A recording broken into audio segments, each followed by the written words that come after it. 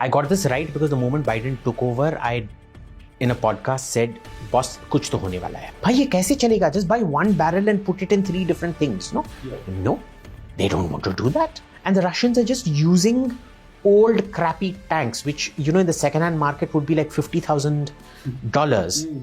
American congressmen are extremely well informed. Right. You can't lie. The following is a conversation with the renowned geopolitical expert and analyst Abhijit Iyer-Mitra, who is renowned for his extremely outspoken and very accurate geopolitical views. So subscribe now and enjoy the conversation. Abhijit Iyer-Mitra, welcome to the Abhijit Chavda podcast. It's wonderful to have you on again. Abhijit Chavda, thank you for having Abhijit Iyer-Mitra on the podcast. It's wonderful to be here again, this time in person. In person, yes. We did a virtual podcast once. Yes. It's a long time ago. So let's discuss geopolitics and other matters. Yeah, and let's start with the event that's capturing the world's attention, which is the Ukraine conflict. So what's your assessment of how the Ukraine conflict is progressing? I mean, there are lots of views out there on social media and other places. Mostly the Western media will tell you that the Russians are losing. They've been losing since day one. And obviously the battle lines have kind of stabilized. There's not much to and forth movement going on. So what's your assessment of what's happening? Who's really winning? So first of all, you need to know I got this right and I got this badly wrong. Okay. I got this right because the moment Biden took over, I, in a podcast, said, "Boss, kuch to hone wala hai." Okay. Because Trump could kind of manage Russia, even though he's the one that exacerbated the problem. He's the one that started supplying arms to the Ukrainians, which wasn't done before. I got it wrong in that I definitely did not think the Russians were going to invade when they did, when the Americans were saying so. One, because, and of course, this is, not parallax error. It's kind of, you're so adamant that a source is tainted, you will not accept it. Because, after weapons of mass destruction and, the Sarajevo mortar shelling, which was very conveniently organized by the Bosniaks when Christian Amanpour was in town. Yes. The market shelling, which killed 72 people, which then led to the thing. I will listen to the Americans and the Brits, but I will not take it on board. And at that time, all my Israeli, Russian, German friends were telling me, "Boss, we're not doing anything." I called up my guys in the Kremlin. They're like, "Boss, hum kuch nahi karne wale hain." Of course, they weren't in the loop. They weren't trying to deceive me. They were in the loop. I did not lose my job, but the head of French intelligence did lose his job for it. Okay. That said, I made a second mistake, which was I thought, boss, ye 3 din mein khatam ho jayega. Replaying Crimea. And clearly it wasn't, because the Americans had done a very, very good job training. And now you understand why Putin did what he did, because it was, you either go in now or it's going to become too late because of all the training and the weapon supplies and things. I think he did severely underestimate, like all of us, well, some of us, at least me, underestimated the Ukrainian will to resist and fight. Okay, so that is what happened. Now, with the massacres, before we get to what's happening right now, with the massacres, Bucha is one of those things where, for me, the jury is still out. Okay. Because again, I would rather repeat my mistake of not listening to American and British sources, rather than believe someone like Bellingcat, which is a shill that's got, which is funded entirely by the State Department and allied whatever. And how they've tried to completely bullshit about the white helmets in Syria and the chemical attacks. Their reports have been called out several times now. So now what is happening, as I see it, is that Russia doesn't have it easy. They're in deep, sorry to use the word, but shit. Deep shit, sure. The problem is the Ukrainians are in deeper shit, right? Because Russia still hasn't done a full mobilization. Yes. It's mobilized some people. It has not mobilized its major reserves, which it can call on. Ukraine, on the other hand, is fighting with everything it has. Yes.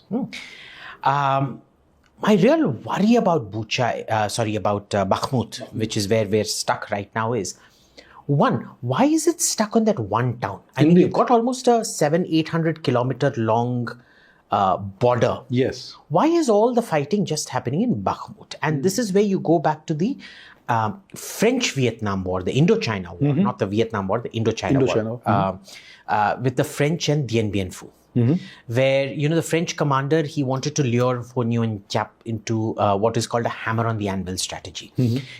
So a hammer on the anvil, like if you picture it, there's a thick log on which the anvil is kept. Yes. And when you're shaping metal, you heat it, you cool it, and you hammer it. You heat it, you hammer it, and then you cool it, and that's how you build up the strength of steel with the carbonization and everything. And what happens is, it is more likely, because this is metal and the hammer is metal, but the handle of the hammer is not metal. Yes. It is wood. Yeah. It is more likely the wood will crack first than the thick stump of wood on which the anvil is kept. And the belief then is that you become the anvil, you allow the other to become the hammer. So you absorb a lot of blows, but ultimately the first thing that is going to crack, 100% guarantee, is the handle. Yes. Now, who is the anvil and who is the hammer in Bucha? Well, if you notice the Russian panic in Bakhmut, yes, the Russian panic withdrawal, that's 70 kilometers in the space of 2-3 days, when all the story was in September last year, that the Russian front has collapsed and they're withdrawing very rapidly. I personally believe that the Russians are the anvil, and I think that's kind of bearing out. There's only 1 square kilometer of Bakhmut left to capture. Yes. It's been a heavy meat grinder in terms of Russian lives, but significantly greater in Ukrainian lives. Now, what happens from here, we don't really know, because a collapse in Bakhmut could be catastrophic, because you've thrown so many troops in there. You've gambled so much on just one city. Now, they keep talking about this Ukrainian counteroffensive coming. They've been announcing it for months. Yes. The thing is, we have access to OSINT. We lost all our direct OSINT access within a few weeks of this starting. Right. Because all the subscribers that we pay to said, Bhai, sorry, you're all being cut out. You can see whatever you want, just not Ukraine. Okay. And OSINT has played a very, very important role in this. Because see, the Americans were, and whole of NATO, were giving the Ukrainian satellite imagery. Yes. The problem is, raw satellite imagery requires a lot of training to interpret. So the Ukrainians didn't know what was happening out there. So they tapped upon all these Twitter and internet OSINT operators to interpret and give real-time targeting data to the Ukrainians, which is why it was lethal. It turned out sometime immediately after that September last year reversal that the Russians faced, that 70-kilometer withdrawal, the Russians had infiltrated those OSINT networks, and they were also receiving the exact same analysis that the Ukrainians were receiving. Okay. Which is why it's stabilized as well. Otherwise, the Ukrainians would have overrun the Russian positions, because you remember there were S-400 and very sophisticated radars that were being left behind by the Russians. Yes. Almost a panic withdrawal in that sense. So that's what happened out there. Uske baad kya hua ki there was basically the hammer on the anvil sets in, which is a very slow, long, drawn-out, nasty urban warfare, like we saw, in the first and second Chechen wars. Yes.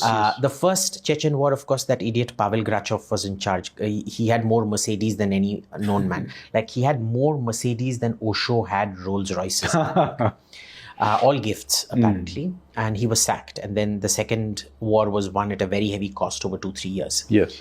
I think that's what we're settling into. We're looking at a 4-year war. Okay. A lot of the Russians are telling you, it's going to collapse. The Ukrainian front is going to collapse. I'm not seeing that. Because what we're seeing is Ukrainians are getting supplies. Our coverage right now is patchy. Because, we're like beggars. We're like, ay, baba, de de, khuda ke vaste, paisa de de. We're like, OSINT de de. OSINT de de, and we get some stuff. We're not seeing Ukrainian mobilization. We did, any significant concentration. We are seeing mobilization, but not concentration of forces required for a counteroffensive. On the Russian side, it's very curious. We've seen at least 3 force concentrations, because we can still look at Russia. The problem is, what are those force concentrations doing? Yes. Like, there's this Sea of Azov port called Novorossiysk, which is where a huge mobilization was going on. Okay. And we're like waiting for it to get transferred to Crimea and then through the Kerch Straits and the bridge and everything. Nothing. Okay. And we don't know what's happening, because, if Bakhmut is one of those places where you want to concentrate the forces, you would suspect, imagine this mic is Bakhmut. You'd want to then do a pincer movement around them and attack them from the back, right? No, not done. And it's very stupid in my opinion, because you're literally waiting for Ukraine to be rearmed throughout. And there's reports now that the Ukrainians are training on F-16s and those enter the war. Okay, yeah. So that's the situation as it stands. We're not seeing any movement. Of course, there's lots of lessons for India in this, which I don't think we're taking on board. I think we're learning all the wrong lessons from it. What lessons do you think need to be learned? The first is, this absolute atrocious quality of Russia's ISR complex, intelligence, surveillance, reconnaissance complex. They're not able to detect and destroy even before it reaches the battlefield. You will never see an American, French, UK or Israeli military campaign where the front line is even allowed to reach them anymore. Right. They destroy all your hard equipment beforehand. There are no tank battles. The tanks go in when, even remember the anti-Hezbollah campaign in 2006. It was counted as a failure. It turned out to be the biggest strategic victory of the Israelis because it brought them peace for a longer period of time than ever before. Right. Even though it's classified as an operational failure, they lost about 10, 15 Merkava tanks in that. Okay. Right? Whereas the Russians have lost hundreds of vehicles so far. So, the Western intelligence, surveillance, reconnaissance complex is just way ahead. Right. That time sensitive, the ability to detect and destroy on the spot, way ahead. Electronic warfare, way ahead. The ability to operate air power with impunity, way ahead. So Russian equipment may be cheaper. What you keep getting from the Indian Air Force is, yaar, sasta hai, kaun itna dega? Now, this is, see, I understand if you live in Delhi, like we are at the moment, and you're driving in city traffic, buying a Mercedes especially an AMG Mercedes, is stupid. What an AMG Mercedes can do, a WagonR can also do. Right. Okay. But if you go to that Delhi-Mumbai highway, where, which is now only up to Dausa on the Jaipur route, 4 or 5 lanes on each side, you need an AMG. Right. Because you can literally do Delhi to Jaipur in 1 hour and 27 minutes. I'm not going to tell you who, but a friend of mine did Delhi to Jaipur in 1 hour and 27 minutes. I see. There you need an AMG. Now, they presume everything is going to be like Rusi equipment, chal jayega. Okay. But remember, even in Balakot, they didn't use the Sukhois. They used the French Mirage 2000s. Yeah. Why? Whereas the Sukhoi was meant to be your deep penetration and strike aircraft. So there is a certain, like Stalin used to say, quantity has a quality all of its own. Yes. So there is a quality side of the debate and the quantity side of the debate. I don't think we get that. We haven't decided which side we want to go. The problem is multi-sourcing too many calibers, too many weapons, which means you don't create economies of scale, you can't indigenize, you can't create local weapons assembly lines. Even something, the one thing that this meat grinder battle has shown us is the importance of artillery. Yes. Not tanks, artillery. Yes. Everything is artillery on this kind of a battlefield. Yes. You're not taking your artillery seriously. You've bought a different towed howitzer for your army, you want a different wheeled howitzer for your army, and you want a different tracked howitzer for your army. Bhai, ye kaise chalega? Just buy one barrel and put it in 3 different things, no? Yeah. No, they don't want to do that. Okay. And each caliber is suited to a specific kind of thing. It's even though it will say NATO standard 155 mm. The original operator ka equipment will always work better than a hack that you do. Like a purpose. Like, for example, let me just take this out. My iPhone will sync perfectly with my Mac, 100%. Yes. My Android will kind of sync with my Mac, but not as well as this one. This one, yeah. Yeah. And similarly with say a Chromebook. I don't know if they do Chromebooks anymore, but how that would work with Android. Right? Yes. Ammunition and this thing is like that. So, of course, it will do the job, but will it do the job perfectly? No. So, you want to get that one gun, have massive production lines out here, standardize everything on 155 mm. They're not looking at it. We're still looking at an Air Force fleet of 5 to 7 different types of aircraft. Yes. There's going to be one new tactical fighter, TBDEF. There is going to be the next development of Tejas. There is going to be the original Tejas. there is going to be the Sukhoi 30, there is going to be the Rafale, then there is going to be AMCA. AMCA, yeah. Now you tell me, even a superpower like America has only 3 fighter types. 4. 2 for the Navy, 2 for the Air Force, right? So F-16 and F-15 for the Air Force, which the F-16s are all going to be replaced by the F-35. So that's going to come down to 2. F-15 they might not replace. And for the Navy, F-18 plus F-35. Right. So they're down to 3 models, basically. I mean, different variants of the F-35 model, but basically 3 variants. You look at, Russia. They're only using 2 big fighters. I mean, they've got the MiG-31 and the Sukhoi 25 for close-in, but that's because it's quite an obsolete Air Force, as you're seeing in what they can do compared to the West. Israel may only 2-3 kinds of aircraft. Yes. Japan, Korea, just 2-3 kinds of aircraft. France, just 1 kind of aircraft. Yes, because they're retiring all their Mirage 2000s. Yes. Why are you going in for 6? Where is this appetite for luxuries coming from? Because it complicates the logistics chain horribly. Yes. We haven't learnt that.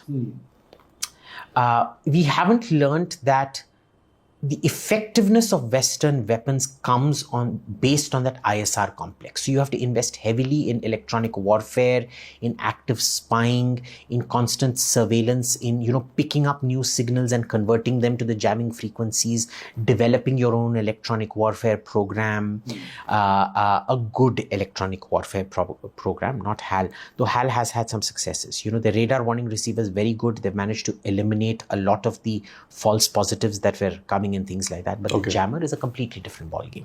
Especially, now that you have gallium arsenide and gallium nitride and all those things coming in, the way of jamming them, the frequencies and things, very exotic frequencies. You need very sophisticated electronics to do that, which we don't have. I mean, we don't spend that much on R&D and things like that. We waste things on bureaucratic crap because HAL, I mean, look, for everybody, I know all our audience are going to say, mote, ganje, takle, kamine, whatnot, nonsense. You tell me, when has a bureaucrat run the finance ministry or the defense ministry or the home ministry or any ministry properly? No, it's not happening. You trust the IAS. Then why do you trust the ISS, which is the Indian Science Service? I mean, I've made that up, but these are essentially babus. Yeah, they are. Yeah. In their mind, they are IAS officers. Okay, why would you trust them? Okay, what have we managed to pull off so far that is so mind-bogglingly astounding or good? Nothing. So why? So I don't think we've learnt the lessons. I see a lot of daydreaming. Russians jeet gaye. They'll only watch those Russian propaganda handles on Twitter. They're not watching the Ukrainian. See, for me, you take the 2 extremes and then you synthesize that. You synthesize it. Now, they're like, Russia is going to win. Russia's already won. Oh, you don't know. They're already outside Kiev. Boss, they were outside Kiev like 9-10 months back. But this is how it happens. So there's nothing you can do about it. But I don't think we've learnt this depending on the West for supplies. The quality of the Javelin, the quality of all those Western shoulder-fired anti-tank missiles, which are deadly effective, is based on accurate targeting information. Yes. They are meant to be used as a system of systems when they are not. This is the biggest takeaway from the Ukraine war. When Ukraine is using them not in a system of systems, but individually to take out tanks, you expend so much of them that you need great quality in great quantity, which you cannot afford. Which is why the West can't keep up with the demand. Yeah. And the Russians are just using old crappy tanks, which, in the second-hand market would be like $50,000 to absorb missiles that will cost $100, $120, $200,000 and things like that. Yes. So, the economy of effort principle of war doesn't make sense. Right. So, a lot we need to learn in terms of how to balance this quantity versus quality debate, how to balance, using quality in a not system of systems, make our choice what you want to use. I mean, if you want to go to the Russian path, Are you willing to lose 30,000-40,000 soldiers and fight a long war for 1-2 years? Yes, right. Are you willing to see the Chinese troops come in and do massacres like Bucha and things like that? Are you willing to, give up, 25% of your territory to create those defensive lines inside and things like that? I think not. Yeah. Then do you want to move to the Western thing? Oh, we can't really trust the West. The West is out to get us. They're out to get everybody. That's right. Yeah. Okay. But how did Korea, Japan manage to get their technology from them and screw them? They're now defeating them in all kinds of international competitions and markets, right? They've definitely got a technological edge which is significantly greater than China or North Korea. Or Turkey's got a very significant export industry now. They've developed it quite well. Yes. Right? Certainly more than Greece, their arch enemy, or any of their Middle Eastern neighbors except Israel. Right. Because Israel got into the game much earlier. Much earlier, for sure. And they focused on subsystems. Turkey is focusing on platforms. The Israelis focused on subsystems. They still buy their systems and they fit their own systems into them, which act as the force multiplier, the electronic warfare, the weapons and things like that. We're not learning those lessons. I think we're drawing all the wrong lessons from it. And there's another dimension to this, which is the drones. They've been using drones a lot for swarming and overwhelming the enemy. We saw that in the Azerbaijan conflict as well. Is India focusing on drones? Has India learned that lesson? I'm not too sure. There was a particularly clueless article that came out about a week or 2 weeks back saying Ukraine shows us that drones are irrelevant. Really? I'm sitting there going, thankfully not written by an Indian, some Gora wrote. Okay. I'm going, dude, I don't know what ecstasy or MMDA pill you're on, but I sure as hell don't want that. Where is the urgency in arming drones? Where is the urgency? See, you've seen so much innovation in drone warfare. Yes.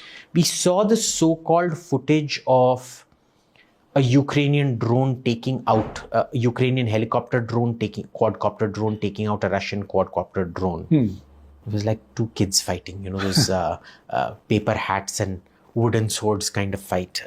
Childish. But you look at the way the Ukrainians have used those quadcopter drones to precisely take a small RPG shell and drop it exactly on a tank. Yes. Pling.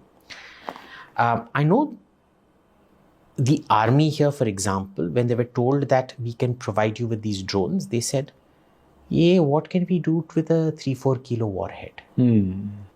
Have you seen what the Ukrainians have been doing with those 3-4 kilo RPG warheads? Because remember, the top of the tank is always the least protected. Indeed, yes. So, to give a simple example to our viewers, imagine this is armor. Okay. Now, I have, without doing anything, I just tilt it. I have not increased the weight. But before, the shell had to just come in here and go through this. Just by tilting it, I have doubled the thickness. Now the shell has to travel all the way to hit me on this side, right? So things like sloping armor, the kind of sophisticated reactive armor that you're seeing, which dissipates the kinetic energy of the incoming blast and things. The top is the only unprotected part. Right. And they're using it very, very, very well. They used the Bayratkars to great effect in the beginning of the war. Yes. Till the Russians found countermeasures and screwed the Bayratkars over. I mean, have you noticed in this war, the West has been claiming so many things as wonder weapons. And Russia seems to find a counter to every one of them. It takes time. It takes a month and a half, 2 months, but some they damage. And they absorb that damage. You have to have that. So if you want that Russian method of warfare, you accept 30,000-40,000 dead. You're willing to, per year, you're willing to accept 700,000-800,000 tanks or armored vehicles destroyed per year kind of thing, etc., etc. So this. And then where the Russian genius comes in is that they buy these super cheap Iranian drones. Yeah, the Shahed too. Yeah, with just 2-3 kilo warheads, which are kind of like our Harpy drones, which we bought at bloody God knows what, 100 times the cost, because we bought it much earlier also. This is, it's democratized. What the Chinese have done to the mobile phone, the Iranians have done to the loitering attack drone. Right. And these days, even with cameras like your Sasta home security cameras that you get for 2,000-3,000 rupees, they're very good quality. I mean, they're sufficient quality that you can fit it onto a drone for 2,000-3,000 rupees, do the targeting and plonk a tank. The Russians have been using it very, very, very well. So all we're seeing now is the Russians using these Shahed 3 or 2, I forget, and scoring victories to which the Ukrainians have not been able to come back yet. I mean, we've seen them, using shoulder-fired missiles to shoot them down while they're flying. Yes. Some of them have been getting that. Now, AK-47 shooting down drone, very good idea. Stinger missile costing about $1 million a pop. Yeah. Shooting down a 30,000 rupee, that's like a Wagoner crashing into a Mercedes S-Class. And the and the S-Class saying, main jeet gaya, even though because of his crumple zone. The Wagon-R owner might have suffered a few cuts here and there. But ultimately, the Mercedes crumple zone would have absorbed the entire crash, so the Mercedes is completely totaled. The Wagon-R might not have suffered that much after all. I mean, you don't really know. I mean, I haven't seen a Wagon-R. I'm just modeling this in my mind.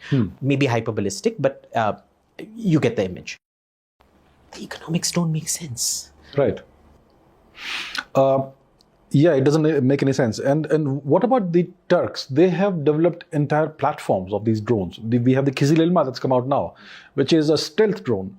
A very large one. How come they are able to make these advances and we are not doing that? Because they did something very, very smart. They chose to buy one thing in large quantities, keep slowly improving the same product, which we never did. Remember, we got the NAT, which then became the Marut, I think. Marut, yes. Right. And then we stopped development. We killed it off. We killed it off. Yes. Okay. And then we start with the LCA complete clean sheet design. Yes. Even though you had several platforms that you were manufacturing here, like the MiG-21, the MiG-27, now the Sukhoi, you still haven't been able to reverse engineer. Forget reverse engineer. You haven't been able to negotiate the transfer of the engine. You haven't been able to negotiate all the electronics and things like that. So, kya kar rahe ho, bhai? Even for your LCA now, you have an Israeli radar. Even though when you bought the, what was it? Not the Pine Gap. What was that radar called? Those big radars, anti-ballistic missile radars that we bought from the Israelis. Don't remember the name. I forget the name, but fixed array radars. They transferred gallium arsenide technology to us. Okay.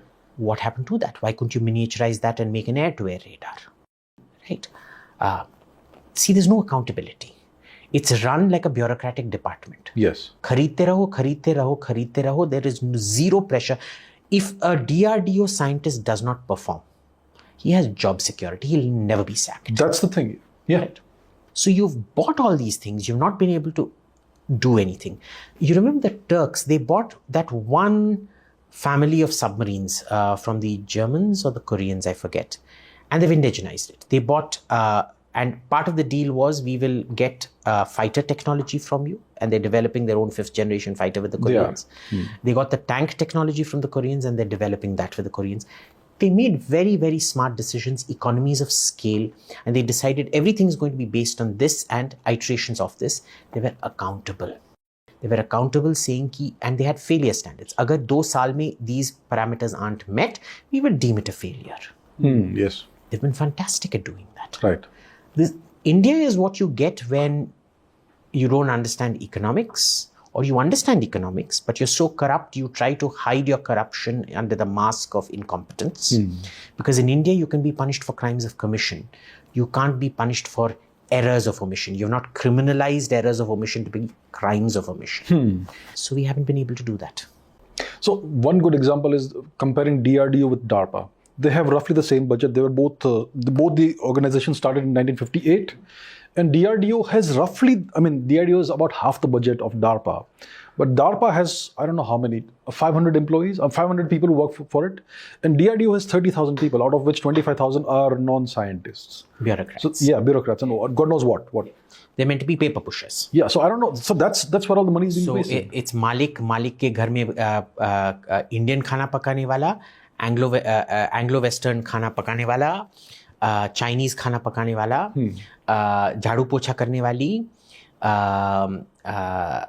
Driver, 2 driver, सुबह के लिए एक driver, शाम के लिए एक driver, बीबी के लिए एक ड्राइवर, बच्चे के लिए एक ड्राइवर, कुत्ते के लिए एक driver, house property management team to look after your houses and things like that, etc., etc., etc. How are you going to? Exactly. That's where all the money is wasted. It's completely wasted. Yes. You know, your current scientific advisor to the PM, he has the unique distinction of never having delivered a single program. Okay. Unique distinction. ठीक है? So you know, it's almost like the international symbol of Indian motherhood being made a sterile, barren woman who's never given birth to a child. Right. But this is the tamasha that happens in India. What do you do? They will never be held accountable. And this government loves bureaucrats, you see. So this is like some smart aleck once said, this isn't a BJP government, it's an IAS government with outside support from the BJP. Okay. So, you know, we're just not able to do that. DARPA is very focused. Yes. They focus on technology. See, they don't settle the procurement plans or anything like that. They don't bid for contracts. They're like, see, if you want a 6th generation fighter, these are all the technologies we have which we don't need to develop. These are the technologies which are extremely high risk, which need very, very focused development. They only focus on that. They very frequently give out those contracts to private companies. Either they create the critical mass, absorbing, you know, they take sabbaticals from their companies to come work at DARPA. Yes. And they're picked and chosen from a huge scientific pool of proven private sector people who have delivered. Yes. It is managed very, very carefully. And it is just the technology. And once you've achieved that technology breakthrough, you know how it's done. Then it's given to manufacturers, auctioned off to manufacturers, ki, by how will you miniaturize it, how will you improve it, etc. How will you fit it onto this platform? How will you operationalize it? So DARPA does technology. We do bureaucracy. That's right. So that is why we can never be DARPA. Because if you want to be DARPA, you have to take tough decisions. You know, when I worked at Sandia National Laboratories, I worked outside the main compound because foreigners aren't allowed in there. So what happens there is you have, in New Mexico, you have 2 laboratories, Sandia and Los Alamos. Sandia manufactures the fuses for the American nuclear bombs. Los Alamos manufactures the physics package, which is the actual, the uranium and the plutonium and the explosive things. It is under the Department of Energy. They both get taken to California. What's the lab there? I forget. The nuclear lab in California. I forget now. Oh God. Anyway, they get taken there. The moment the fuse and the physics package are mated, it is deemed to come under Department of Defense control. Right. Now, I was working in the international exchange area of Sandia. And what happened out there was, for that entire building, if I show you that building on Google Maps, huge building full of hundreds of people, not hundreds, maybe about 200-300 people working there. There were classified floors, which we were not, top 5 floors were classified. We were only allowed on the ground and the first floor. The entire management for all 4 floors was 6 janitors, 4 staff for all HR and security clearance and everything. Right. And the canteen, 2 canteen staff.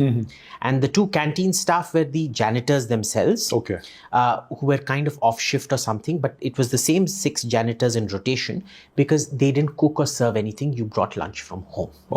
And what they did was they had a rotation where, you know, these food trucks, America food truck culture is a big thing. Yes. They had a rotation where food trucks would be called out. Anybody that wanted to buy food would go at 12 o'clock sharp and buy their food outside. They'd wait there for 1 hour and that was it. No drivers, no chauffeurs, no nothing. You know, this is how you run a lean, mean, smart organization. Exactly, yeah.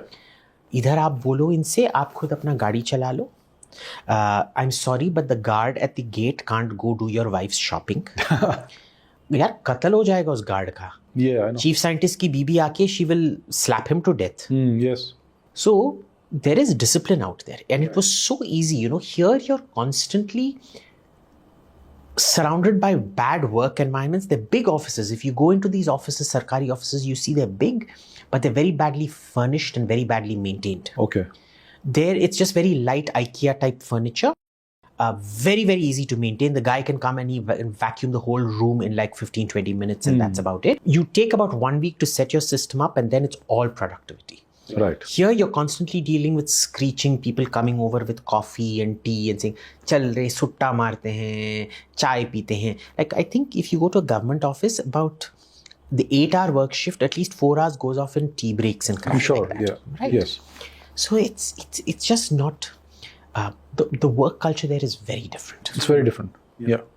The Chinese have been able to kind of copy the DARPA model, and they have all these programs, the 1,000 Talents program, and they have implemented lots of educational reforms.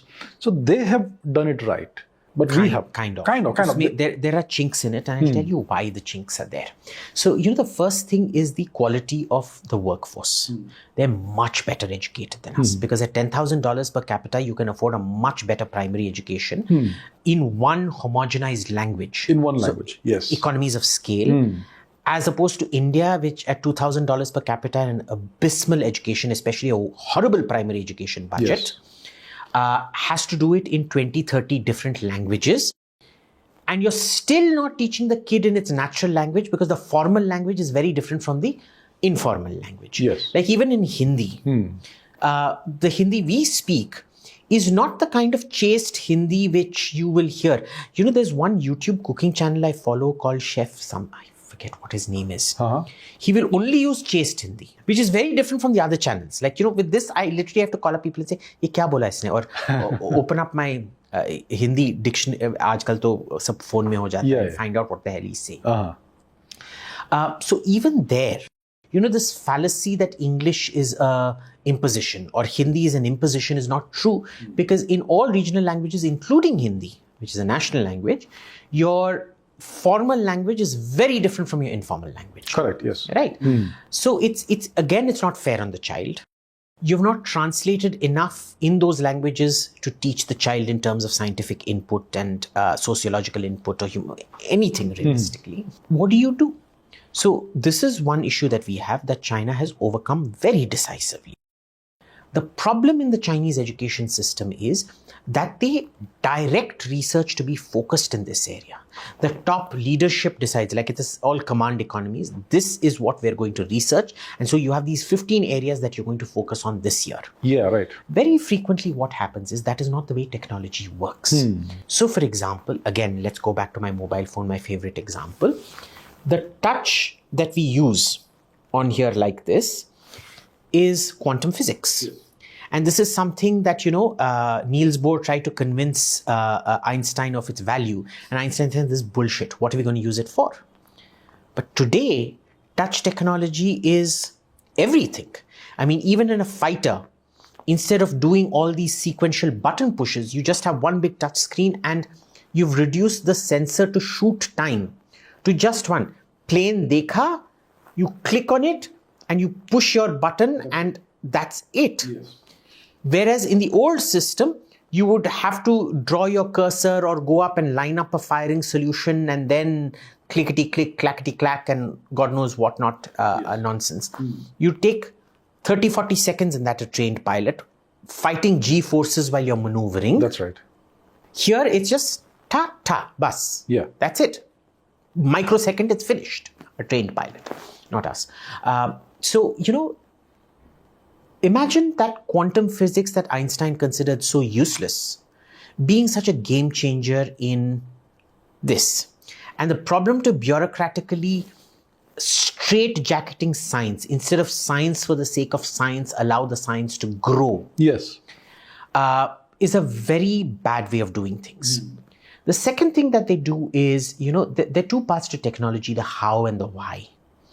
The Chinese do the how through reverse engineering. Yes. They don't understand the why. Because why requires first principles application. Which is why for me, before Tesla, they've managed to come up with self-driving cars. Now, self-driving cars work perfectly fine in an environment like China, heavily regulated with cameras and whatnot. They won't work Try it in Delhi. Yeah. You try it in Delhi, boss. 15 seconds में accident छोड़ो, death हो जाएगी. Yeah, true. But if you look at the high technology end, look at aircraft engines. Something as simple as that. Why does Pakistan still not want a Chinese engine for its JF-17? They still want the Russian Klimov's, the RD-88, I think now it is, no, the big 29 engine for their JF-17s. Today, Chinese engine, which is all metal, they've been trying to experiment with crystal blade and things like that, lasts between 80 to 120 hours. Okay.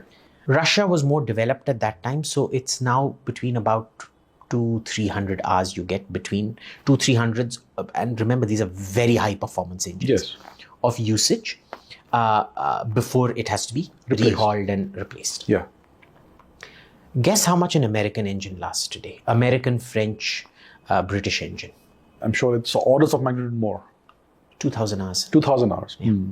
1,200 before A-level repairs, and then 2,000 hours before replacement. Okay.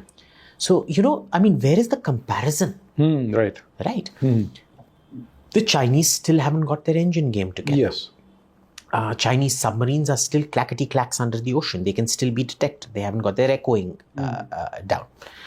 There's lots of things problematic with China. They do fantastic finishes, but they don't do technology as well. And I think people tend to get influenced by Chinese phones, thinking, or the fact that it beat Tesla in a controlled Chinese city environment, and extrapolate that to the complexities of war and war technology, which is not the case. So I don't think China has got it right. China has done much better than India. But then you look at it, how do you develop? If you look at the Westosphere, what I call, which is basically Europe plus North America, plus the Asian allies, Japan, Korea, Singapore, Australia, and all those people, you're looking at a population of approximately 1.1 billion at an average per capita income of about $43,000. How much investment in human resources goes in there? Yes. Okay. As opposed to China, which had 1.3 or 1.4 billion people, at $10,000, you're looking at 4.3 times more human investment than China. This is not a market or a education that can catch up to that quickly.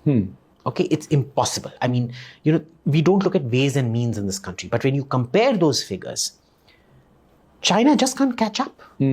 And there's this horrible I think it's fantastic. The Chinese think it's horrible. Technology denial regime. The Chinese students are not allowed to take certain physics courses and chemistry courses in Western universities and things like that, which is very good.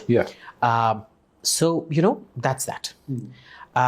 You will, and everybody says, oh, Abhijit, you haven't read this Department of Defense report, which says the Chinese are far ahead of us. Their anti-ship ballistic missile, we don't have anything like that. Bhai, you know how the Defense Ministry writes their reports? They want money.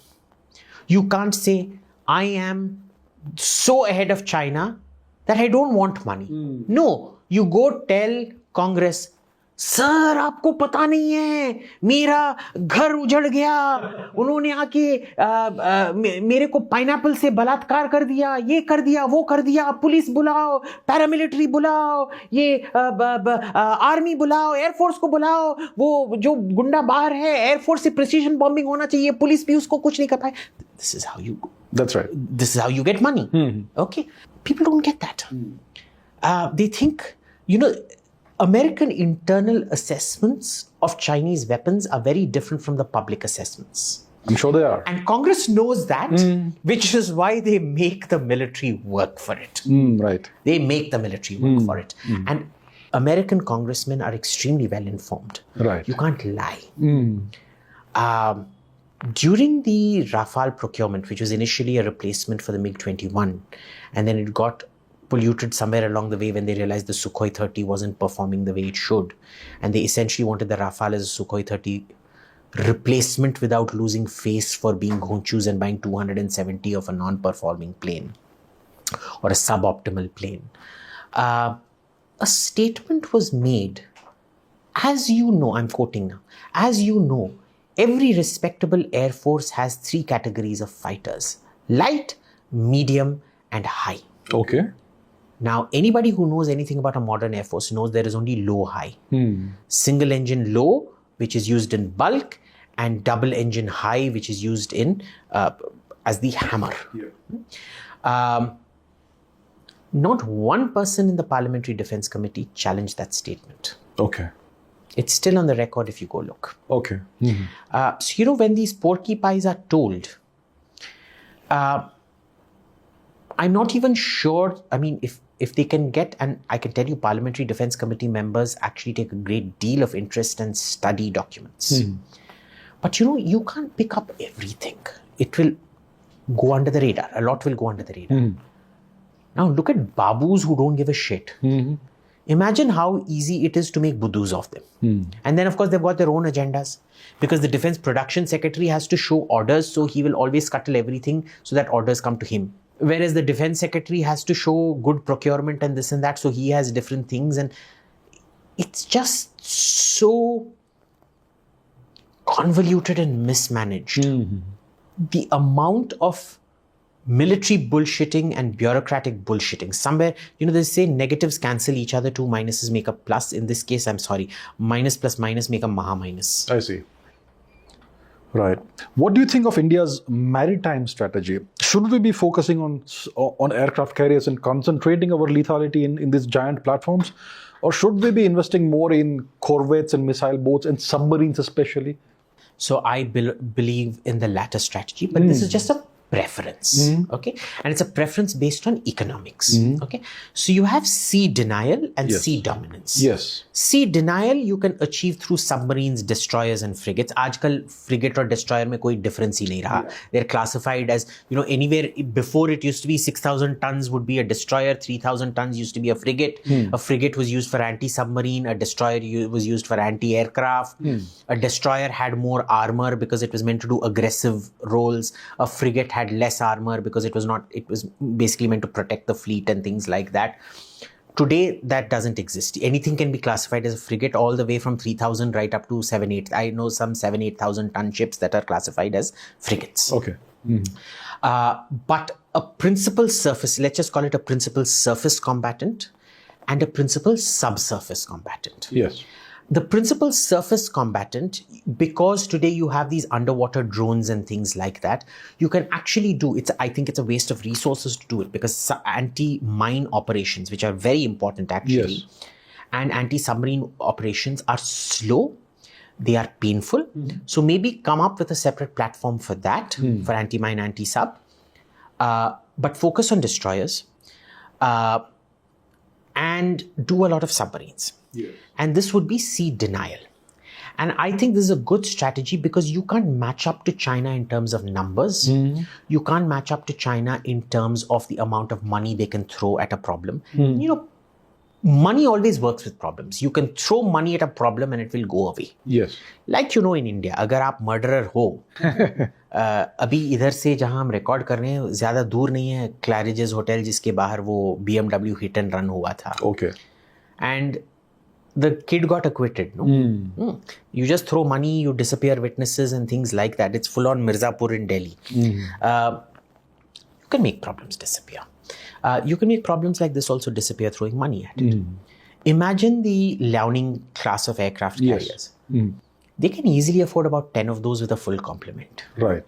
And then what are 2 or 3 of your aircraft carriers going to do? Yes. If you look at the aircraft carriers, they are overkill for the small PAs in the littoral. They are complete underkill for the big PAs in the littoral. Would you really send INS Vikramaditya or IAC-1? Would you risk it against Karachi? I don't think so. I don't think so. Would you risk it against, say, the Saudi Air Force or the Qatari Air Force? I think not. Very sophisticated planes, huge air forces. or the Emirati Air Force. Well, the Qatari Air Force is smaller, but it's still very sophisticated. But the Emirati Air Force is a fantastic Air Force, unlike the Saudi Air Force, which has lots of planes, but isn't all that great. You definitely won't be sending it up against them. Right. You're not sending it up against two Liaonings even, because they'll have a much heavier mass. So what's it being used for? Exactly right. Yeah. What, are you going to threaten Maldives with aircraft carriers? Are you going to threaten Madagascar? What are you going to get? Like, you annex Madagascar for lemurs for our Delhi zoo? Are you going to threaten Malaysia for palm oil? Yeah, right. Yeah. Are you going to threaten Bhutan? I mean, you can threaten Bhutan. Technically, those MiG-29s have the flight range to fly over. Bangladesh ko threaten karoge? What's the point of having this? What's the point of this? Yeah. Right? It doesn't make any sense. So where can that money be better utilized? In having one class of submarines. Settle on that one class of submarines. How expensive are submarines? They're pretty damn expensive. But they're much cheaper than aircraft carriers. There is a Swedish submarine. I'm not sure which it is. Gotland class. 826. $100 million per submarine. You can get fantastic Western submarines for very decent prices without the cost escalation we did on the Scorpion because of corruption. Even the Scorpion, boss. It's with air independent propulsion. It's a fantastic submarine. Okay, Scorpion, tum le lo. You should have committed not to 6 submarines of 100 different kinds. You should have committed to 24, 25 submarines of just one class, where you create the economies of scale in India. Now, for me, when the Australians cancelled the French submarine, it was a fantastic moment to go up to the French and say, "Bhai, we will buy 24 of your submarines. Yes. You show me at 24 what the price reduction is going to be. We don't want all the modifications the Australians have done." Okay? Because it is much cheaper to modify your BrahMos to fit into a Western torpedo tube than it is to fit, change the entire submarine and fit vertical launch systems and this and that, or even there, putting in a larger torpedo tube is relatively cheap. Right. But not VLS systems, right? You tell them for 24, how much do you want? And the French, they're very willing to sell you those nuclear submarines. Their only thing is, give us 4-5 years to negotiate with the Americans. The Americans won't sell you those submarines. We'll sell them to you. And remember, France has already said the IAEA exclusion for India applies to everything, including reprocessing technology. Okay. And the French nuclear submarine is the only one where you don't have to cut the submarine open every 15-20 years when the fuel is done, and then refuel it and then solder the entire submarine. So it's a modular thing, is it? It's a plug and play. Upar there is a dhakkan, and you open the dhakkan, put in, right. So it's a fantastic option for us, which you then use, you buy French reprocessing technology. We should have technically mated our nuclear program with the French nuclear program, bought 49, 50 or 51% of Areva, and said, this is going to be a joint program, civil reactors honge. Abhi tak hamara reactor. I want all our viewers to go back and read how often has the AEC, Atomic Energy Commission, said the indigenous reactor is going to be commissioned next year. For the last 12-15, I came back to India in 2011. Every year I see 2 articles saying it is going to be commissioned next month. It is going to be commissioned next year. 12 साल हो बीत गए देखे अभी तक commission नहीं हुआ है. Okay. It is still experimental. It's like, that song from Annie, tomorrow, it's always a day away. Hamesha chalte. Lack of accountability that we're talking about. You should have mated it. You should have bought 24. Or if the economics didn't work out, you buy 24 of the Scorpions. Buy one submarine for crying out loud. One class of submarine. Just one class. Yeah. Make a lot of it so that you learn it. Like, when we bought the HDW, Rajiv Gandhi actually negotiated that deal very, very well. Okay. That HDW type 1500 submarine. The kind of technology we saw coming in, the blind soldering, like you're soldering from the outside and the machine doing laser welding on the inside. We actually got a lot of technology in that because we incorporated those IKL rescue spheres, which was very complex technology. The problem was, we didn't follow through with building more of those submarines. So all the skills that we gained were lost. That's what keeps happening. Exactly. It keeps happening. So I prefer the sea denial strategy because at that point, have one training aircraft carrier. Okay, because these are skills that need to keep getting honed. Agree, yes. Okay, Vikramaditya hai. Now just keep using that over and over again. Just keep experimenting with new planes. Use it as a training platform. Keep it as a training. Remember, China got the Varyag, which is now was it the Liaoning or the Liaoning? Yeah, the Liaoning. The floating casino. Yeah. But they experimented on that for 15, 20 years before they decided to take the plunge and make That's right. An aircraft carrier. You need to keep those skills updated. Yes. So keep that in a training capacity.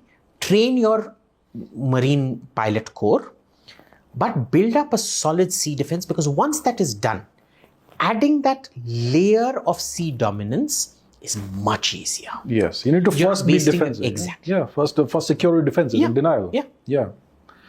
Yeah, so that's something that I don't see happening. They're still asking for a third aircraft carrier, perhaps. That's going to be really overkill. So, 3 se bhi, are you going to be able to attack Karachi? No, you will have to hide them when there's a war. Exactly. Yeah. You remember what happened in 1971? They had to hide it in Visakhapatnam or something. Yeah, they had to hide it in Visakhapatnam. Yes. They went on saying, oh, no, we were actually, we were gearing it up to fight the Americans. किसको झूठ बोल रहा है boss? I know several people who fought that war. You're telling me, boss, we did not want to take on the Americans. Okay, so but look, our boys are very brave. You tell them, boss, you're going to die, but you go put up the last. They'll do it. They'll do it. Yes. They'll do it. Yeah. But we're not like Pakistan. Waste lives on stupid shit. Precious lives. Yeah. Exactly. We waste lots of lives by incompetence. That's a different. That's a different thing. Yeah. Not deliberately. Not on foolish things. So, this is my personal feeling based on economics that I don't think we're following the right path. We're not. I agree. And this new submarine thing where they want VLS. Why? They want the submarine modified so that they can put VLS BrahMos. Bhai, tu BrahMos ka size kam kar de na. It's a much cheaper program. It's much easier. You can get the submarines right now. Everybody, you remember that infantry combat vehicle program? They've issued RFP after RFP after RFP. Everybody keeps pulling out of those RFPs. Why? Because they say, bhai, tere ko infantry fighting vehicle chahiye ya main battle tank chahiye. And basically the only requirement you don't require, it seems, is that it can swim in the water at 40 knots like a speed boat and fly in the air like a helicopter. Right. Everything else. They basically decided, like, if you're given a choice, किसी भी आज के film actress से शादी कर लो. आज की film actress कौन है? They all look the same. आज की फिल्म एक्ट्रेसेस कौन है? करीना कपूर. हाँ, ठीक है. Kareena Kapoor. Then Deepika Padukone. Deepika Padukone. Then somebody else, one third person, I don't know. Okay, let's call them actress A, B, C, D, E. Okay, 5. Yeah. ये 5 actresses हैं. मेरे को ना इन 5 में से कोई नहीं चाहिए. आप ना A का नोज लीजिए, उस पे ये B का आंख डालिए और उस पे वो C का बाल डालिए और जो इसके गोरे गोरे गाल हैं D के उस पे डाल दीजिए और जो स्लेंडर नेफ्रिटिटी की तरह गला है E का वो डाल दीजिए. Right. अब ये सब मानेंगे कि उनका नोज कट हो जाए, उनका आंख निकाल दिया जाए, उनके गाल जाके कोई फ्रैंकेनस्टाइन मॉन्स्टर की तरह कोई फ्रैंकेनस्टाइन मॉन्स्टर बनाओगे. So who comes up with these requirements? Is it the army? Is it the bureaucrats? It's the military. The military. The military comes up with this bullshit. Okay. The manufacturers just don't want it because see that product is everything is connected to everything else working as one organic body. Yes. It's not going to work. I mean, you take, again, to use this is such a useful thing. You tell me, what phone do you have? I have a Samsung somewhere. आपका phone दीजिए एक second. Now, अरे भाई ये भी Apple है. बस चलो, मेरा थोड़ा छोटा है ना. नहीं, हाँ वही है. आपका केस थोड़ा बड़ा है. हाँ ठीक है. Thank you. ठीक है. Now this is now if I से भाई इसका मेरे को स्क्रीन अच्छा नहीं लगा, मैं इसमें से स्क्रीन निकाल के इस पे डालूंगा. Tell me, is it even worth the time and the effort? Total waste of time. Android won't agree to it. Apple won't agree to it. Yes. If you decide that is what you want to do, in all likelihood, if you went and told your parents that, they'd try to find you a rehabilitation home for drugs or a lunatic asylum to check you into. Because the dukan wala is not invested in you, he'll say, chal phut yahan se. Yeah. Okay? This is what they want to do. They don't get it. They're like, they make this best of everything, list बनाते हैं और list को combine करके ये हमारा requirement है. Okay. See, there's a very simple way to overcome it, which no bureaucrat wants. Well, the bureaucrats aren't educated enough, as we've seen with the TCS that's been employed today, 20% TCS on foreign these things. By your bureaucrats don't understand economics, do you think they're going to understand technology? So they don't know how to frame this. Politicians, the less said, the better. But one simple way is effects-based. You tell each manufacturer, bhai, dekh, these are the formations we expect. You come up with a plan to take it out. And you tell me how much of your product I need, how I need it, what your intelligence assessments of this are, what its strength and SWOT analysis, and what is your plan to overcome them. That makes sense, yeah. It makes a lot of sense. Each manufacturer will tell you, and you then buy from that manufacturer and mass produce. Yes. Ye nahi. I will take the gun from here, the turret from here, the tracks from here, the exhaust from here, the engine from there. Chalo. Right. How do you see the India-Russia relationship? Is Russia a trustworthy partner? I mean, they've been doing these druzhba exercises with Pakistan. They've been supplying stuff to Pakistan. They stopped after 21. But how do you see this relationship going long term, India-Russia? So, for a very, very long time, the embassy in Delhi has been saying, boss, let's focus on RIC. And this is what I've been hearing in Kremlin as well. And they had a very clear thing. See, because even though they will bullshit in public, in private, Russian diplomats are very focused on what they want. And their thing was, boss, we may have been the superpower, but we're not the superpower anymore. We can't contain China. So let's bandwagon. Individually, we won't be able to resist China, but if both of us pretend to be China's friends and China's allies, together, India plus Russia can kind of keep China, at least we can direct China elsewhere and not focus China towards us. That's a good ploy. It's a good ploy. It's a fantastic ploy. India's foreign policy goal has been theoretically very clear since Nehru's time. It's a disaster in execution. Okay. Because it's not even sunk down to everybody within the IFS itself, which is that India being a land-centric power, we will not tolerate any grouping or coalition or alliance too big in Asia. Basically, that translates to China and Russia cannot be allowed to come together ever. But are we in a position to stop that from happening? No matter what the cost. And usually it involves an anatomical position called as fellatio. Okay.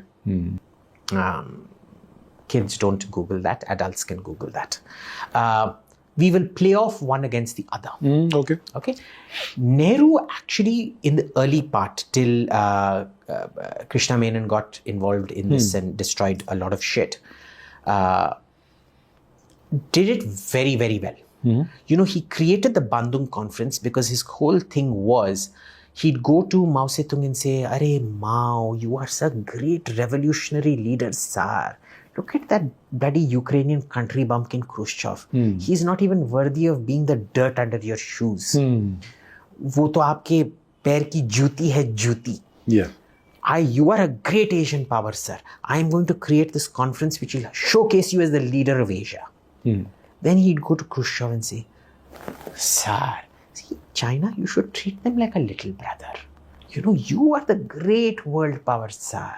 We will give you whatever you want, sir. Hindi, Rusi, bhai, bhai, sir. He did it decently. Okay. The problem seems to be, at some level his hatred of America also clouded his judgment. American capitalism. This whole anti-colonial posturing, his own bad economics and the need to go beg from them all the time, from the West and from Russia. And a lot of damage was done by Krishna Menon. Pointlessly just pissing off people when you didn't need to piss off people. So when the Hungarian invasion happened, when the crushing of the Budapest thing happened, he was given instructions by Nehru to vote against the USSR at the UN. Okay. He disobeyed that and he voted for the USSR without consequences. Well. Without consequences. Okay. And Nehru never brought accountability to his paltu kutte. So this became a problem. Again, what you're seeing is you have a lot of foreign ministers who love their own voices. True, it's not like Krishna Menon where it's acerbic, but where is the action on the ground? You have a pathetically small foreign service. Yes, true. And your foreign service is your primary source of intelligence collection. You need a foreign service about 3,000-4,000 people at least. At least, yes. We have a smaller foreign service than Singapore. Correct. And it's become smaller. Okay. Yeah, it's become smaller. I see. The primary diplomats are now down to 600 and something. It used to be 720, now we're down to 600 and something. Oh, wow, okay. Yeah. And even those diplomats spend their time, they think of a foreign posting largely as some kind of reward. Okay. Kaam karna, ye karna, like, when I was at the IAEA, this was when, it became very clear to everybody in Europe, but nobody in India. I was reading newspaper reports in India at that time when the NSG membership was the failed NSG membership. Yes. I landed up, I was in Warsaw for a summit. NATO summit chal raha tha, so I was there on the sidelines of that. And on the way, I just decided to stop in Vienna because I love Vienna on route to Rome. And I got taken around because a former student of mine was working at the IAEA. And I heard all this stuff, which I was like, how have I not heard this in Delhi? We were not going to get NSG membership. And the folks who were opposing it told us very, very clearly why we were not getting NSG membership, none of which was conveyed out here. And it wasn't China. It was people like Austria, Ireland, and Mexico. Right. Because their thing was, when we gave you the nuclear deal, you promised us there would be a full bifurcation of your reactors. There would be military reactors and there would be civilian reactors. Okay. You still have not bifurcated.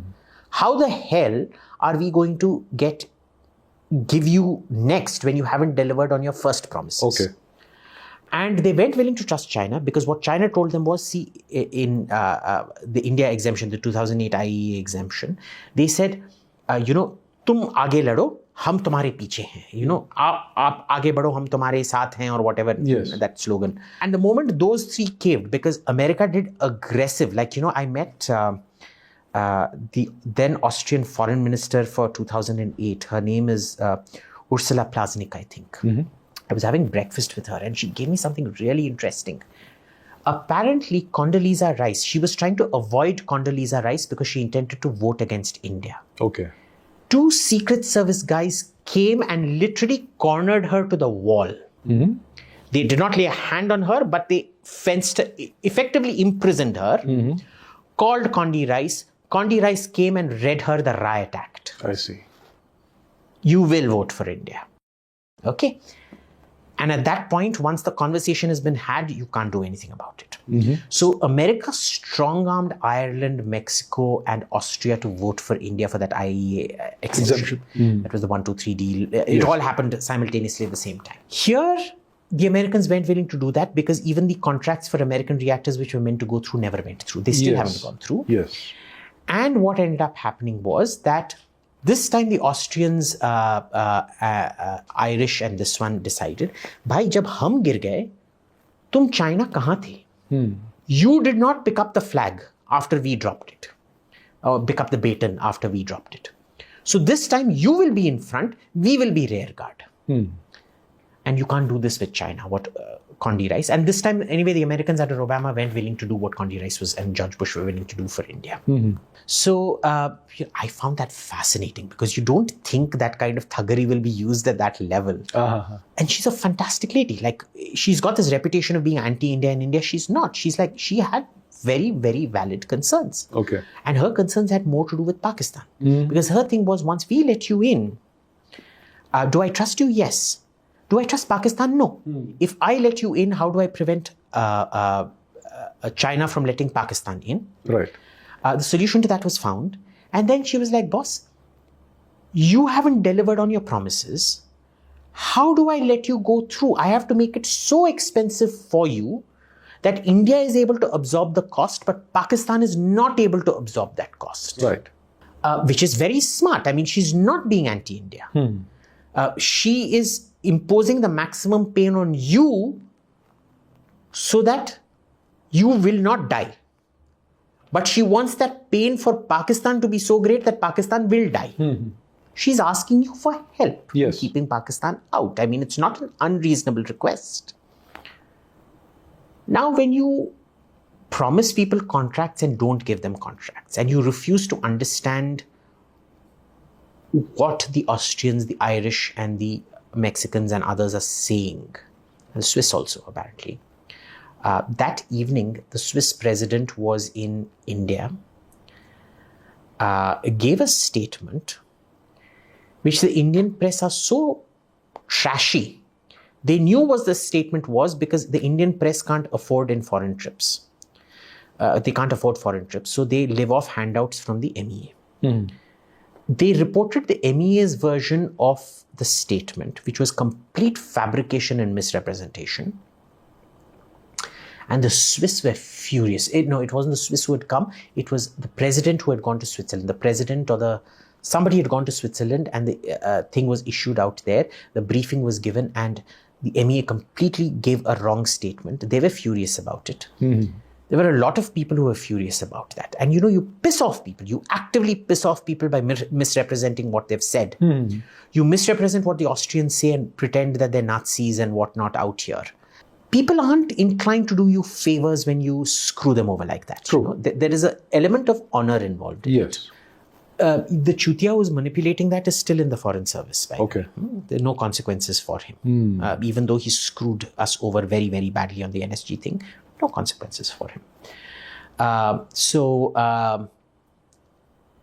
What do you do? So this is how things work out, or don't work out in this case. So what's been the deal with the nuclear deal we have with the US, the 1 to 3 deal? Did anything come out of it? I mean, we haven't given any contracts to Westinghouse or whatever. No. I mean, I believe we should have given them at least mercy contracts, 4 or 5 contracts each. Did we benefit? Did we gain anything from this? From the Americans, no, because they have a very strict interpretation of reprocessing technology. So it would have been reprocessing would have to be done back in America, but they would agree to fuel supply, and ultimately, the more trust grows, the more they'll do wink, wink, nudge, nudge, and for the Americans, it's all about trust. You build up trust with us, the more and more and more we get to trust you, the more and more and more technology we sell you. Okay. India views that as a relationship between a cocaine addict and the cocaine supplier. It's not wrong, but I think it is kind of misguided. The French, on the other hand, are extremely reliable. They were offering you everything. Why didn't you go there? Right.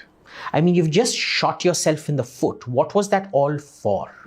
All the diplomatic capital we built up, lost as a country that overpromises and never delivers, and then asks for the next thing after not delivering on your promises. See, India's diplomatic reputation, and this is one of the reasons that Putin also went kind of cold on India, is because every time apparently he met Manmohan Singh, he was promised a lot of things which never got delivered. Okay. Now, the problem with Putin was because the caliber of Soviet diplomats is not the same as the caliber of Russian diplomats. It's gone down considerably. Okay. He thought he was being lied to. He thought he was being taken for a ride.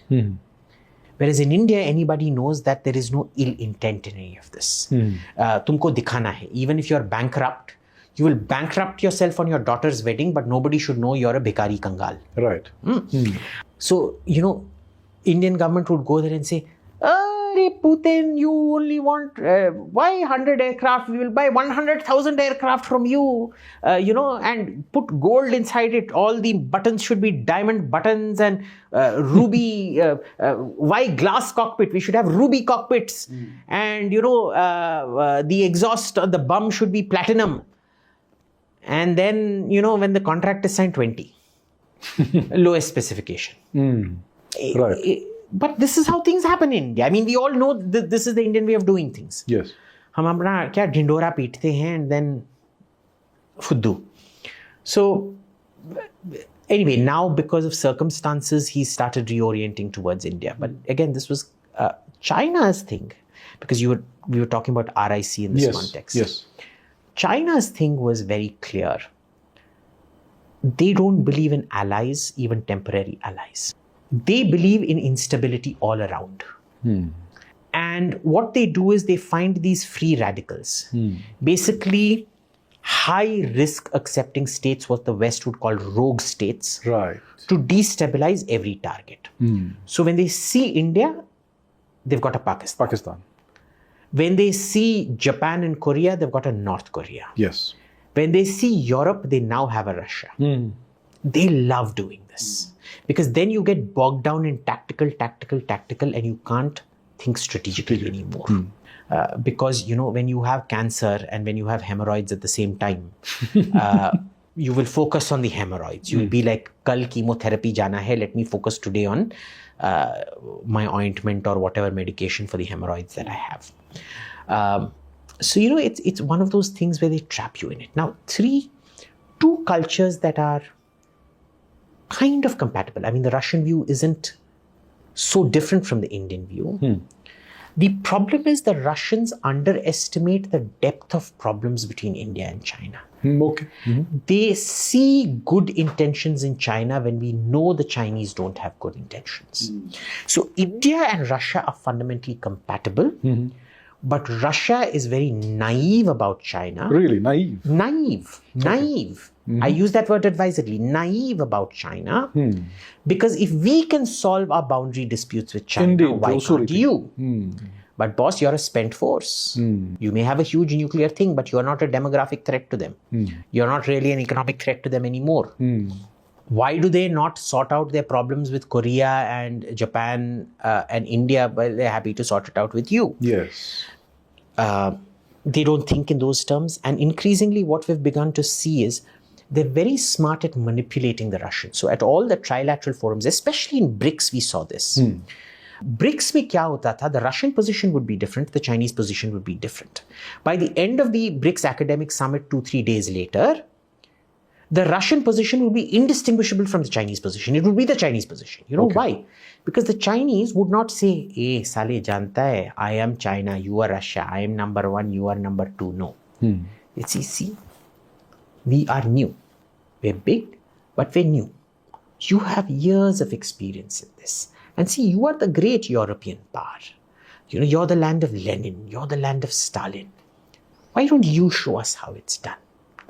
And that flattery, giving, this humiliation of Russia that the West did, the psychological impact, we never gauge it. China has never humiliated Russia that way. True. It could have. It chose not to. Because it played it very, very, very, very, very, very carefully. And so they massage the Russian ego and see to it. Their way of dealing with Pakistan is very different from their way of dealing with Russia. They don't dare deal with Burma, even though Burma is nowhere near as strong as Pakistan. They don't dare deal with Burma the way they treat Pakistani generals. Pakistani generals will be called in for a dressing down.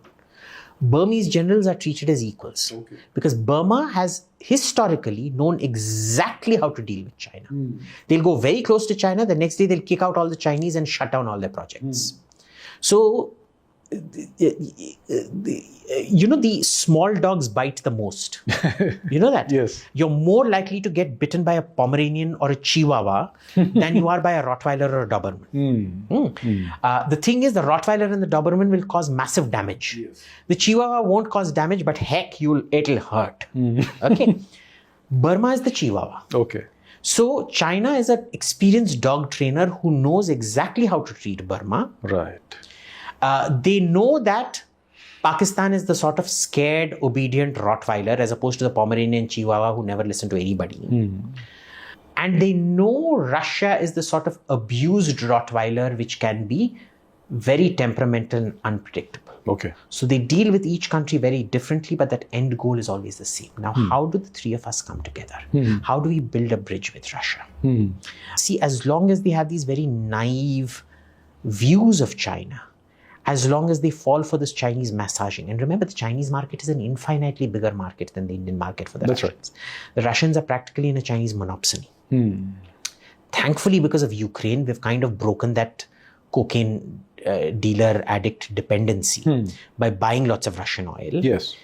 The thing is, we don't have an industrial base to be able to consume their other commodities, molybdenum or new age, minerals, Russian industrial diamonds, etc., etc. We don't have that. So how do we deal with? And you can't buy enough of Russian things unless you have an industrial capacity to match China. Right. China is always going to be a much bigger market. We try, and the Russians also understand what is happening, and so they're trying very hard to maintain that relationship with India. And to be fair to us, we went on telling the Americans, you're pushing the Russians too hard. Right, yes. You're pushing them too hard. Stop this bullshit now. NATO is not, you decide what is more important, your stupid NATO expansionist or India and China. Yes, right. Because China is a big strategic threat. Russia is a tactical threat, if at all that. If at all. And they'd be like, no. And I've been part of track 2, track 1.5 delegations that told the Americans this. And they keep saying, no, Abhi, the Russians will never align with the Chinese, never align with the Chinese, never align with the Chinese. Ab dekho kya ho gaya. Did the Americans miss a trick when they failed to totally dismantle Russia in the 90s? Yeah. I think they did. Because see, Russia is one of those countries which you can never keep down. It just always rises and becomes bigger, and its collapse is always catastrophic. But every time it collapses, it comes back bigger and bigger and bigger. You look at all the principalities of Novgorod and things like that. Yes. The Mongols just came and massacred them. Yes, totally. There was no Russia left at the end of Kiev and Rus. Yes. Right? And they rose and became very, very powerful. I mean, they became the biggest country in Europe under that first, under the Rurikid dynasty, right? Ivan the Terrible being the last of the Rurikids. Even though the Rurikids ruled as princes of Moscow even before the Mongol this thing. Yes. And then you have, because Ivan the Terrible kills his son, and you have the time of troubles. Where the Poles come and sack Moscow. Yes. Everything is destroyed. And that is, that famous opera by Mussorgsky, Boris Godunov. No, is that Tchaikovsky? Boris Godunov is Tchaikovsky, isn't it? Yeah, and The Life for the Tsar is also written at that by Ivan Suzanin. By Glinka, is set in that period of the time of troubles, where this young Romanov kid is found, he's made the Tsar. And within 50 to 100 years, boss, they're back like never before. And then in the course of a few hundred years, they go and occupy Poland. Yes. And then it collapses spectacularly when the Romanovs fall. They don't collapse under Napoleon. They crush Napoleon. Napoleon sacked Moscow. He didn't. He did. Yeah. He burnt down Moscow. But he didn't win the war. He didn't win the war. Unlike, say, the Romanovs, when the Romanov collapse happened. Yes. It was a complete disintegration. Parts of Russia just broke away. True. Ukraine broke away, Belarus, Latvia, Lithuania, Estonia broke away, Finland broke away, everything broke away. Catastrophic collapse. Yes. And they come back as the USSR, even bigger than the Romanov Empire. That's right. Right? You can't keep Russia down. Russia's recovery, I think, will take much longer now because they're in a demographic dead decline. End. Yeah. But I think Ukraine will be Russia's last hurrah.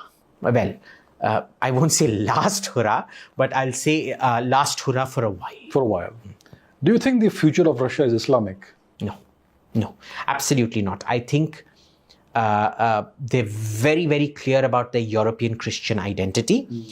I think they have to get over this inferiority complex that they have, because the Europeans don't treat them as Europeans. True, yeah. They see them as half Mongol. I mean, if you looked at Boris Yeltsin, I mean, even Putin. He definitely had Mongol blood in him. Even Putin. Yeah. But remember, the Romanovs have Mongol blood in them. Through, I think it was Empress Anna or somebody, where one of the Tatar families got married in. And the latest dissident to be sentenced to life in prison, what's his name? Alexei Karamurza. Okay. Kara is black in Turkish. Kara. Mirza is prince in Farsi. Black prince.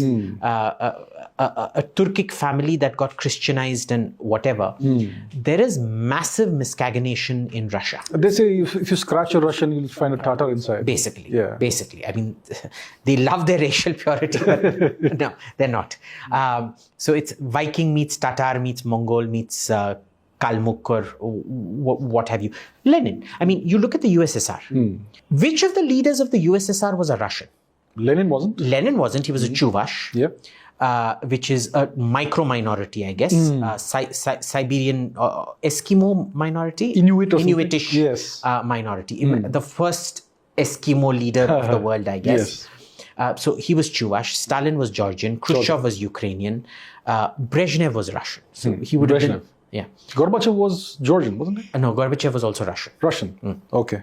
Andropov was also Russian. So, and Brezhnev was the first Russian to rule Russia in 200-300 years. Because remember, the house of Romanov, the cadet branch, what we call the Romanovs are actually the house of Gottrop.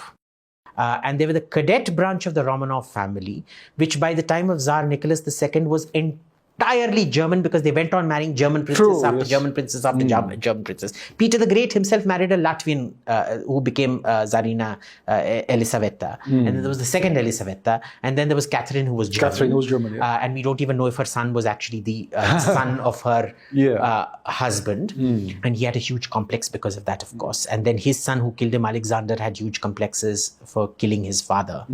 And then, so Napoleon's invasion kind of turned him into a saint because he comes out on the balcony in St. Petersburg and swears that famous oath on he will liberate every ounce of Holy Mother Russia, kind of this thing. But it's such a miscegenated society. Yes. It's the Russians haven't had a Russian ruler in a very long time. So the Europeans look down on them. Yes. You even look at the language being used now. They're incompatible with our values. It's such a dehumanizing language. They're animals. Yes. They're Tatars. They're Mongols. They're barbarian. I mean, you see it on Twitter. You see government handles of Eastern European countries tweeting that kind of bullshit. Yes. You've seen the kind of racist shit we have seen from the official handle of Ukraine about the Russians. So, they have that. But they're too white to be Asian as well. True. So, and they're too Christian to be Asian. Yes. So we can't see them as one of us. Yeah, we can't. I think we have to play on the inferiority complex and say, dekho, udhar reject ho gaye, come join us. But then, as Groucho Marx used to say, I don't want to be the member of a club that wants me as a member. So if we start looking down on the Russians, maybe they'll want to become part of our club. But for that, we need to have much higher living standards. Right. That's about Russia. How do you see the diplomacy, the foreign policy that India employs today, the Modi-Jaishankar foreign policy? What are your views on that? A lot of externalities, very little to do with us. But let me tell you what were the good things that happened before Jaishankar. We had a huge backlog of unfulfilled state visits. Now, out of the 160 odd UN members, 40 countries comprise the OECD, 40 odd. The Organization of Economically Developed, I'm calling it the organization, but they're all the first world countries, okay? And for them, state visits aren't that important because, they're more focused on outcomes. They're first world countries, they're focused on outcomes, they're not focused on tamasha and drama. But for the remaining 120 countries, which are governance deficit states, state visits, मैंने अपना vice president भेजा, तुमने अपना deputy vice president भेजा, तुम्हारे पे लानत है attitude. The clearest example of this was when Mursi came to India, President Mohammad Mursi of Egypt. He came to India, Muslim country, coming to India on a standalone visit, not visiting Pakistan. Right. They expected when, after Mursi had been removed and the new canal, what was the canal? The Suez Canal, the new branch of it was being opened. They expected a similar standalone visit. We sent the vice president to the opening of the canal. And this was very, very important for, who's the current guy? Sisi. Abdullah Fattah al-Sisi. It was very important for Sisi because, remember, he was under sanctions at that time because he had taken over. He needed this as validation. And you sent bloody Venkaiah Naidu. Like, who are you kidding? They sent a full-serving president on a standalone. You sent Venkaiah Naidu as part of a multi-country trip. But that got rectified. We then fixed it with high-level visits. So if you remember, Modi now travels a lot less than he used to in his first term because there was a whole backlog of activity. So a lot of State Department, Foreign Ministry stuff across the world is activity masquerading as achievement. Okay. It's foreign ministries are like the humanities. You can go bullshit. You can say, for example, a foreign ministry discussion is like, are you Abhijit Chavda? But what is the Abhijit Chavda? Is it the clothes that you are wearing? Is it the skin on you? Is it your brain? Is it your soul? Is it your heart? Is it your humanity that makes you Abhijit Chavda, or is it your intelligence that makes you Abhijit Chavda? What I've said right now is total bloody bullshit and nonsense. This is what foreign policy, most 99% of foreign policy is. Right. Okay? It's massaging your ego or humiliating you when required and collecting intelligence. Defense, you can't do that. Defense is mathematics. Yes. Unless you go into woke mathematics, which is 2 plus 2 equals 7. Yes, right. In defense, 2 plus 2 equals 4. 2 plus 2 equals 4. Chahiye to le le, nahi to phir phut yahan se. Yeah. That's the attitude. So, and this is why, there's a fantastic paper. Defense is from Mars and state is from Venus. Read it. It was written by a Marine Corps officer. It's a fascinating paper. Everybody should read it. I see. So anyway, all the visits were completed in the first term of Modi.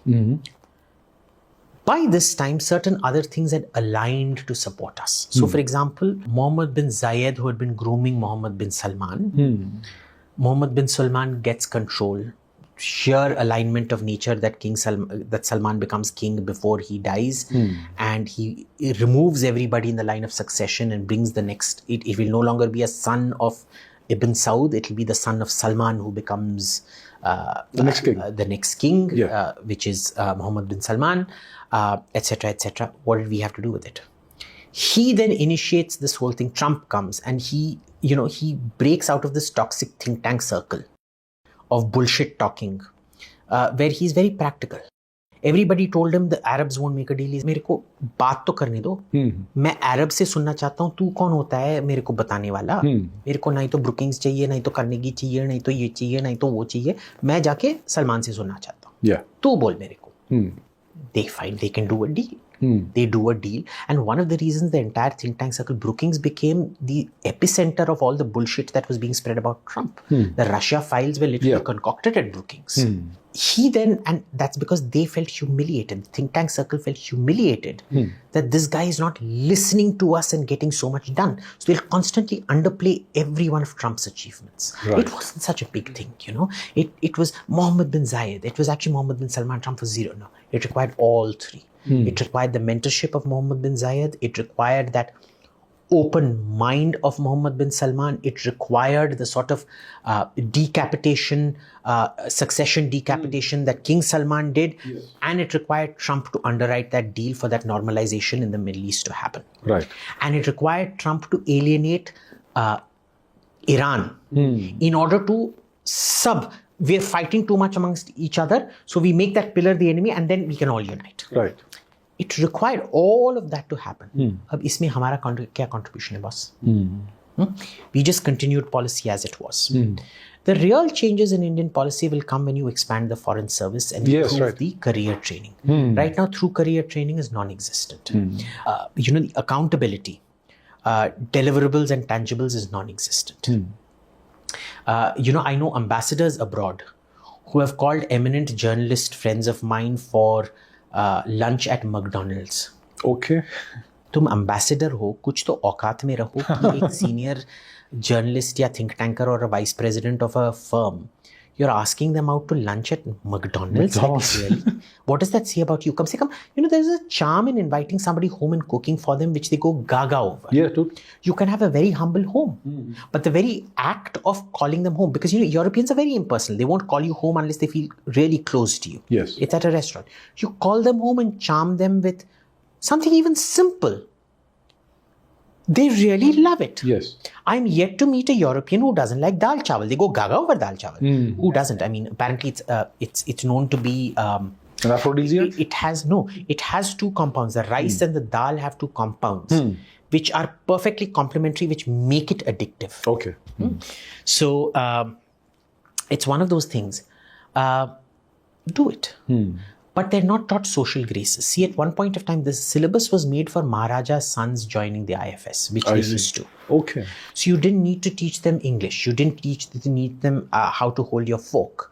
You didn't need to teach them when to play up your Indianness and eat with your hands and charm them, and for them not to think of you as a barbarian. I know several stories of princes in the foreign service, well, not princes, but, Kunwar Saabs and all of that, who would literally go and make foreigners feel uncomfortable by saying, how dumb are you? You can't eat with your hands. See, this is, the saying was, it was a Persian emperor who said that, eating with a fork and knife is like making love through an interpreter. So, it was things like this where, you charm them with a certain grace and you overwhelm them. Right. And you build contacts. And, till Indira Gandhi's time also, our ambassadors in DC were very, very good. When you read Henry Kissinger's White House years when he's dealing with the 71 war, you see what a fantastic job our ambassadors were doing in that country by manipulating the press. In those days, the government was against us, the press was with us. I see. These days, the press is against us, the government is kind of with us. Okay. Biden, you never really know. I mean, what he thinks today, he forgets within 15 seconds. So, whatever. But they could do that. But since liberalization and this whole middle class creation, you look at the intake in there, you're not going to be taught charm. You can't be taught grace. You can't be taught sophisticated conversation. You can't be taught how to appreciate art and charm them. You can't be taught Indian art history to act as an ambassador for you abroad. And even the subject matter training of bureaucrats is non-existent. So professionally or socially or aesthetically, it's non-existent. What do you do with a foreign service like that?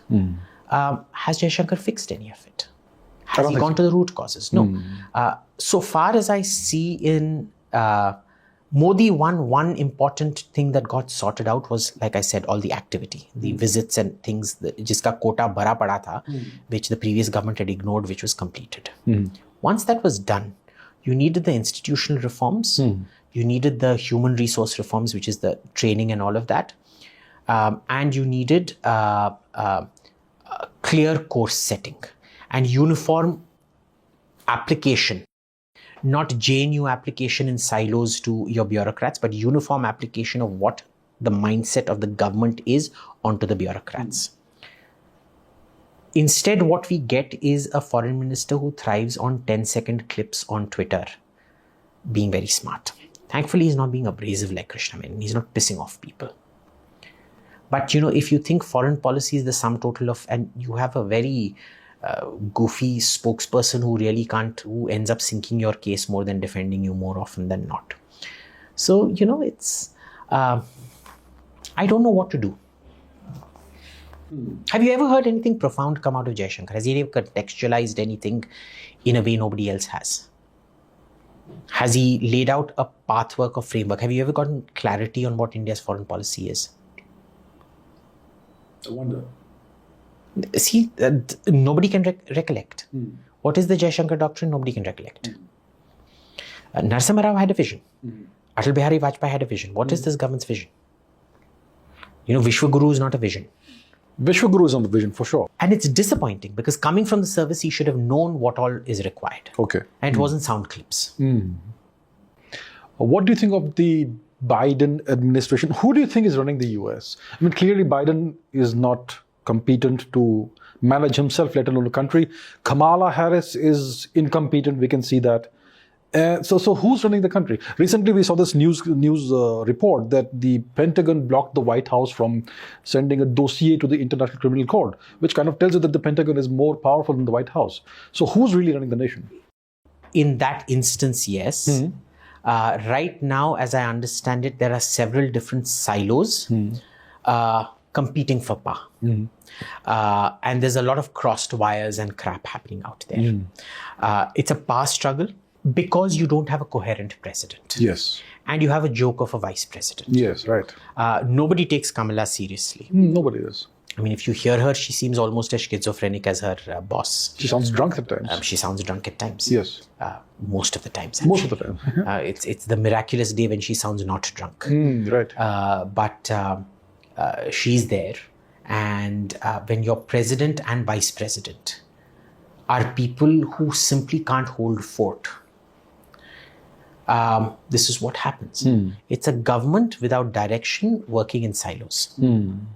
That's what it is. What do you think of China? Is Xi Jinping doing the right things? Is he taking the nation in the right direction? Or has he grabbed too much power and become the emperor? And who do you think is going to be eventually going to replace him? Xi Jinping is doing all the right things for India. Okay. I don't know if he's doing all the right things for China. Okay. So I pray for Xi Jinping. I only pray for two people. Well, three people, but four. My two dogs, my one cat, Mohammed bin Salman and Xi Jinping. Okay. And, there's... I tweeted this back sometime. India's great strategic liability is Modi's ego. And India's great strategic strength is Xi Jinping's stupidity. Okay. Of course, stupidity has a risk. Now, Xi Jinping has destroyed all the checks and balances that Deng Xiaoping had built up in China. Yes. He's turned it into a state. Before when we used to go to Beijing, the formal sessions, you'd get bullshit. The informal sessions, when we'd go out for dinner or chill out over drinks and things like that, then we would have serious conversations, no crap, and messages would be very clearly telegraphed to you. There would be dissent in private. And it was tolerated, it was encouraged in private. Never in public, in private. Feel free to disagree with Jiang Zemin, free to disagree with Hu Jintao, do what you want. Never see to it becomes public because it's a question of discipline. Yes. But in private, you can talk to the Indians, you can express whatever you want. Since Xi Jinping came, the private conversations have become stunted. I see. They're just too scared because you don't know what you're going to be, when you're going to be taken away for what.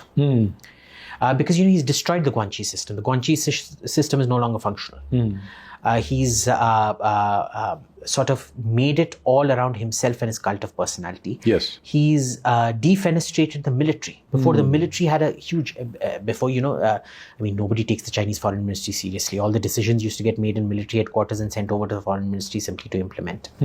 Today, that's not the case because the military has also been culled quite badly. Military commanders are kept off balance. They keep getting shifted from military command to military command to military command.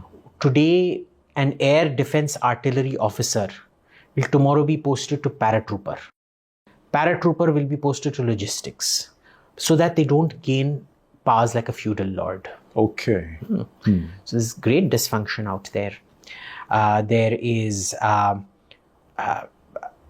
the problem when you can't have an honest conversation in private is you have a lot of bad inputs and decision making. People are telling you what you want to hear, not what you need to hear.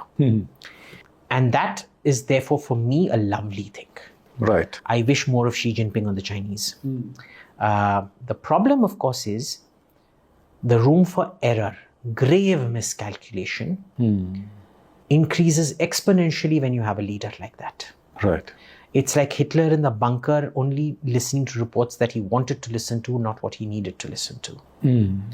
I don't know who's going to replace Xi Jinping, but I don't think Xi Jinping is going anywhere for the next 20, 30 years. He's not even going to step down and hand over to Jiang Zemin and still be the paramount leader in the back like Deng Xiaoping did. I think he's going to be in charge for as far as we can see. Right. How do you see the future of Pakistan? I mean, Pakistan is permanently in chaos right now. Imran Khan, that whole situation is happening. The nation is nearly bankrupt. How long do you see Pakistan existing? Do you see it fragmenting at some point in time? Personally, I don't. Okay. I don't because I think we underestimate the ruthlessness of the Pakistan military and the determination to keep things together. And we've seen this, that, when some states disintegrate, they double down on ideology. North Korea being a classic example. No matter what happens to Pakistan, it can't get as bad in the food situation as North Korea. Though, mind you, North Korea was way ahead of Pakistan. North Korea was a fully developed country. Till 1979, North Korea was the success story, South Korea was the failure. Okay. Till 1979, North Korea had the second highest per capita income in Asia after Japan. China was a beggar, South Korea was a beggar. So only in 1979 that South Korea overtook North Korea. Very recent memory, right? So you can't compare. But you see how the North Koreans doubled down on ideology when things started going bad for them. Pakistan will double down on ideology. I think the Pakistan army has a very high loss acceptance rate for non-army people. Marne do, but the ideology of Pakistan, as they call it, must continue. Okay. Because, of course, they're not going to die. They all have their homes in Boston and London and Dubai and wherever, or Abu Dhabi or whatever. But it's quite easy for them to do. So I don't think we'll see that situation come to pass. As much as we will salivate over it, I don't think we'll see it come to pass. Where do you see India being in 2050? I clearly, Vishwaguru is some, that's something we need not aspire for. And even the superpower status is kind of impractical. So where do you see India being in 2050? No different from where we are today. Okay. We'll be having the same conversations, facing the same problems. In 2015, you'll definitely have a different prime minister who will also be doing Make in India and Vishwaguru, different formulation, of course. It'll be Universe Guru or Galaxy Guru. Okay. And it'll be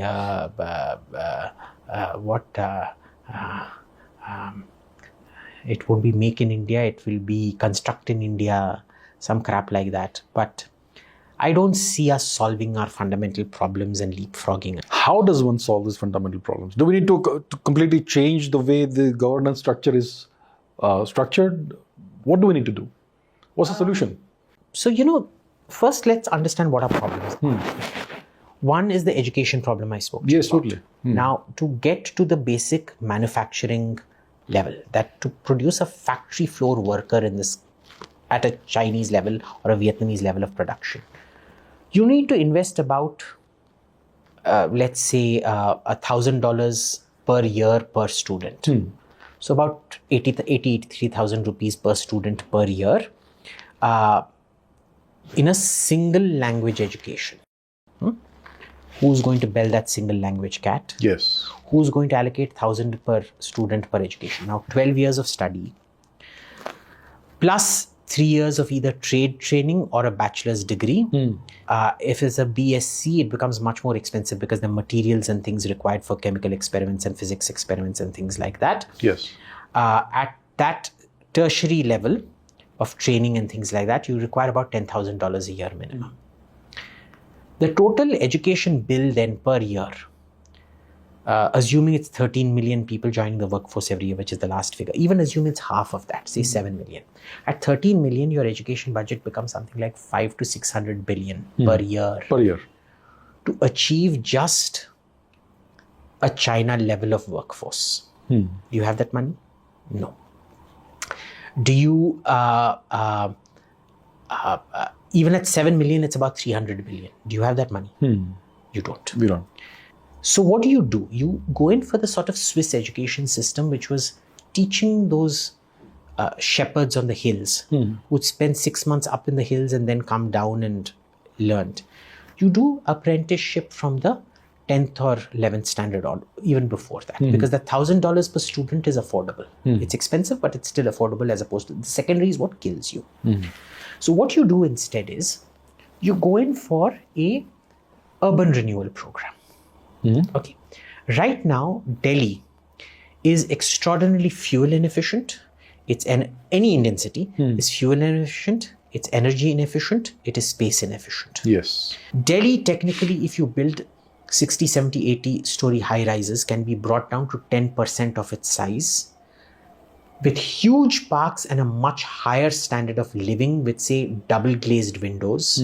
Because you're a socialist country, you do what Singapore does. Assume every house is a 49-year lease. Convert right now, in South Delhi or North Delhi, wherever, you're only allowed to build 4 floors. Okay. Very badly shaped plots. You make it, even out the size, make it 18 and economic is 40, for 50, 60 becomes slightly more expensive. I mean, exponentially more expensive. Still doable. Still, you start training the workforce for that. Right now, the resistance to becoming a tradesman. Every tradesman's son wants to become the next Bill Gates. Yes.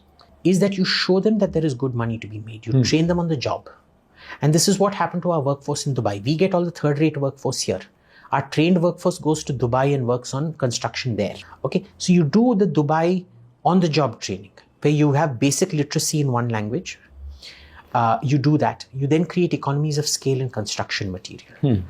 Things like oven, central air conditioning in every house, which reduces your energy consumption massively. Double glazing, which reduces energy loss massively. The shrinking of the size of Delhi to 1/10 its size, which reduces your fuel costs. It improves the density of your public transport system and makes it much, much cheaper to run and much more efficient to run. You create massive economies of scale just doing that to one city, then start expand. And the moment people realize, it will be very unpopular in the beginning, but the BJP can do this because all seven Lok Sabha constituencies tend to vote for Kejriwal. So treat it as punishment for 5 years, build it up quickly in 5 years. And then by the 4th year, the quality of life would have improved so much. And quality of life improvement is something you feel instantly. You're going from a house where you're scared to turn on the AC because of electricity bill, to where it's natural and your electricity bill is low because you're saving so much because of double glazed windows and solar panels and central air conditioning. You're happy. I mean, even low income housing, you can make fantastic high rise low income housing. Okay, do that. So you lose some votes, you'll gain a lot more votes. Right. If you execute it properly. I mean, In if you 5 leave it to years. an IAS officer, it's not going to happen. Right, yes. Understand? If you leave it to most Delhi builders who are all bloody crooks, DLF or MR or whatever, they're all crooks without exception. I mean, they're all third rate by global standards. Nahi hoga. But do it in a good way. Plan it well. Definitely not CPWD and crap like that. Central Public Works Department is even worse. I would any day take a Delhi builder over the CPWD quality. You create that kernel, you expand it to other cities, you're creating an industrial revolution. Right. You're bypassing the need for that education, that high-end education system. You're creating a factory floor workforce through training in certain things. You're creating the wealth, you're creating the savings to then start investing in. You're bringing the respectability into being a factory floor worker. Okay? You're getting people used to the fact that aapka son Bill Gates nahi banega. Or Sundar Pichai or whatever Satya Nadella nahi banega. And then you take it slowly, steps by step there. Defense acts as a very, very important in this, because if your construction, building ovens and stoves for your houses, which is actually getting consistent quality in that is a chore. You have to train your workforce for it. Doing prefab, girder-based construction. Here we do cement pillar construction. Yes. In the West, it's all girder. High-rise is all girders, metal girders with prefab panels in between. It's not brick. Right? It's that steel frame with cement, powder stone or whatever, this thing. You do that because that is skilled, unlike bricklaying, which is not skilled. So you do that. That is your low-end workforce. The assembly of the ovens and stoves becomes your lower middle-end workforce. Defense becomes your high-end workforce. Because if you look at the Saab production line of the Gripen, they don't have a separate quality control manager. They increased everybody's pay, that the next guy in the production line first quality checks your work, and then he does his work, and then his work is checked by the next guy in the production line. Okay. So you can actually, Israeli missiles, they're not made by factory floor workers. They're made by engineers in those Israeli factories. Right. So you bring back a certain dignity of labor. You have to get your managerial workforce to get their hands dirty. You have to see to it that in a management schedule, unless mandated by law, unless a manager, it doesn't matter who you are, Adani, Ambani, Kirloskar, Tata, whatever, unless you've worked on the factory floor as a basic factory floor worker for 3 to 5 years, you do not get promoted, period. You can't inherit shares, you can't be on the board, you can't be diddly squat. Right. Okay, you do that. There is a need for dignity of labor in this country, which we don't have. Right. You do that, and then defense becomes your high end. Getting And then simultaneously, of course, you have to solve your regulatory problems. 90% of our regulatory of investment not coming in India has to do with your judiciary and your regulatory problems, that you're so confused that every year taxes change, cesses change, levies change, rules change.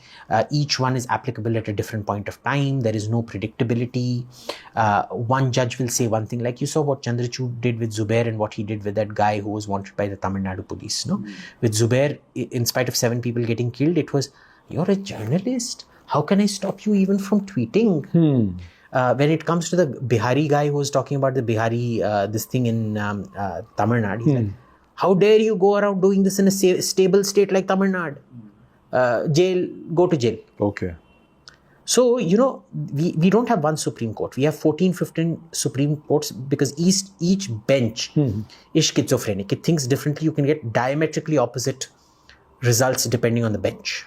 I see. There is no rule of law in this country. It's a joke. And this is the biggest worry about investors, that there is no predictability on how the courts will rule if there is an industrial dispute. Right. Yes. There is no clarity on land registry. There is no quality control. There is no assurance of contract delivery.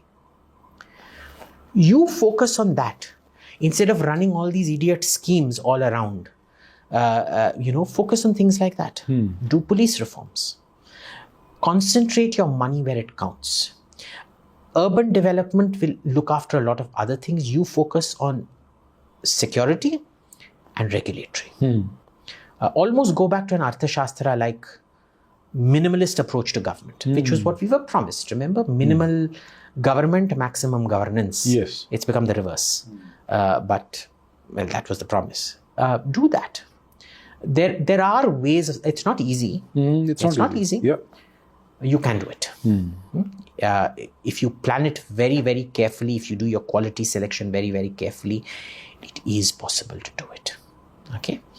The question is, do we have the guts to do it? Do we have a leadership that has the guts to do it? So this is a top-down thing. It has to come top-down, right?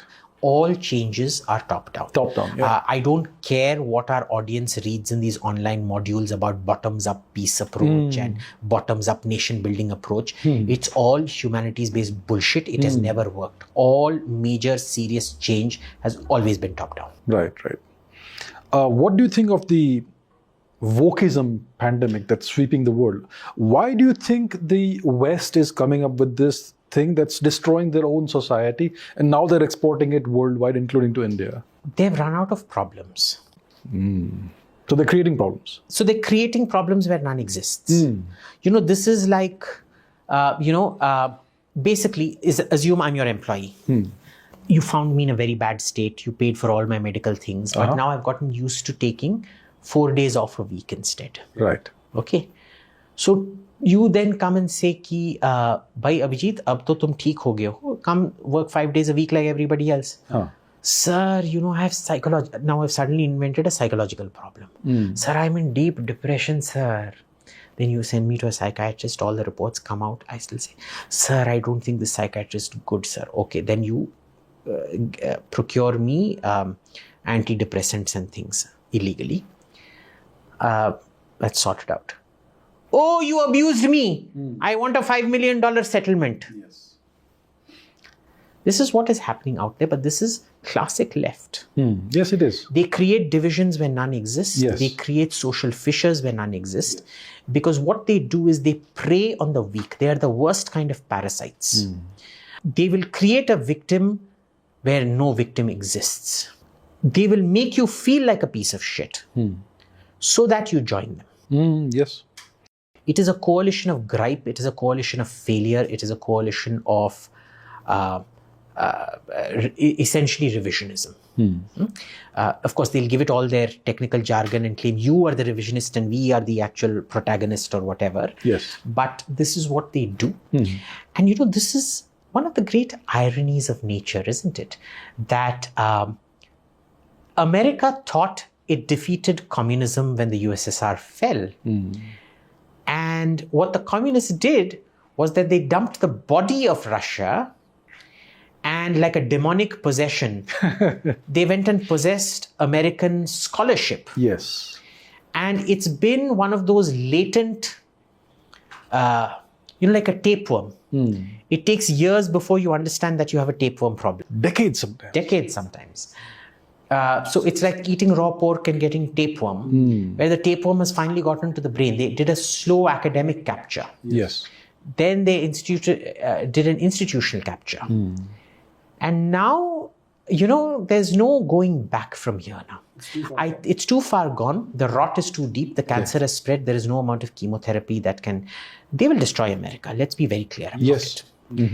They will destroy America. There is no fight back, because I think the right, it's a very valiant fight. I admire my friends for fighting. But they're fighting a rear guard. They're fighting, the last stand. Once you open the borders and let people rush in, that's it. That's the end of it. Yeah. The kind of scamsters that are being employed, the chronically unemployed, you have to have DEI training, diversity,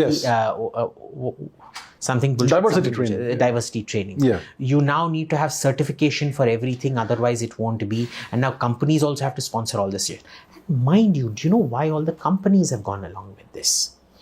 Do you remember what happened to Nokia? Because this happened in our lifetime. I don't know if all our audience might be quite young. But when we were growing up, I still remember when I first saw a Nokia phone and I was like, oh my God. Yes. And it was like a big phone, remember? They were like this big and they were quite heavy. They used to weigh 1.1 kilos or 1.2 kilos or something like that. And you used to look like an idiot. I mean, those days you used to look like very cool, because those in those days it used to cost 1.2 lakhs. I think the entry level model was 80,000 rupees and things like that. Used to go around talking on it. They became smaller, better. And then boom, Nokia vanishes within our lifetime. Yes. We have seen absolute world dominance by a company, and that company being snuffed out pathetically within our lifetime. Yeah. That is what technology replacement does. So what companies have realized is, and all of this happened with freedom of expression, where church and dogma and state were, not state, but church and dogma were beaten back. You could be heretical, you could be blasphemous. Yes. That is the root of all innovation. That is where the great scientific revolution happened in the West, and that is where the industrial revolution happened because of that, and that is why the West dominance came about. Yes. It was because of the Reformation, and the Reformation was a starting process. Of course, Martin Luther was an even worse bigot than the Pope at that point in time. That's a different matter. But that's how it starts off. What happens in this process is, what happened there is that you have this whole freedom of the mind, which brings about innovation. Yes. It could not happen in the Dark Ages. Why? Because everything was controlled by dogma. Yes. And conflict. Yes. Small feudal states constantly fighting each other. You had no idea of where life was. And mostly you had a overweening church that would burn you alive for heresy or witch hunts or whatever crap. Yes. They are bringing in that thought policing again. Hate speech is the first attempts at thought policing, taking you back to the 7th century, the 8th century, the 9th century, the 10th century. Because when you're terrorized, you can't innovate. Yes. And so the companies that are dominant today will always remain dominant, because the general rate of innovation will come down. It is also a fantastic management tool, because your team will not be able to innovate and replace you. They will constantly be looking to suck up to you, because you never know when you will get accused of Me Too or She Too or whatever nonsense, or a thought crime, or racial thought crime, or gender thought crime. So you are so scared, you just want to get to work, you want to do your work, and you want to get out of work. So it's fantastic for F-grade managements who don't want to see boardroom coups. It is fantastic for corporations as a whole and their shareholders to to slow down the rate of innovation so that they don't become obsolete and don't face a Nokia-like situation. If you technically look at it, it's a fantastic tool of social control. Yes. The problem is, in the process of social control, you have lost America. Yeah. And everything that made America great. Best of luck to you. And now they're exporting it worldwide. I mean, we are seeing the first beginnings of this in India as well now, aren't we? It's never going to come into India. Okay.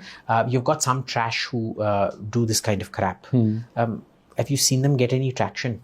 Not yet, not thus far. But we are seeing these... it won't, because these are first world problems. We have enough real problems to have these, to go on to these imagined problems.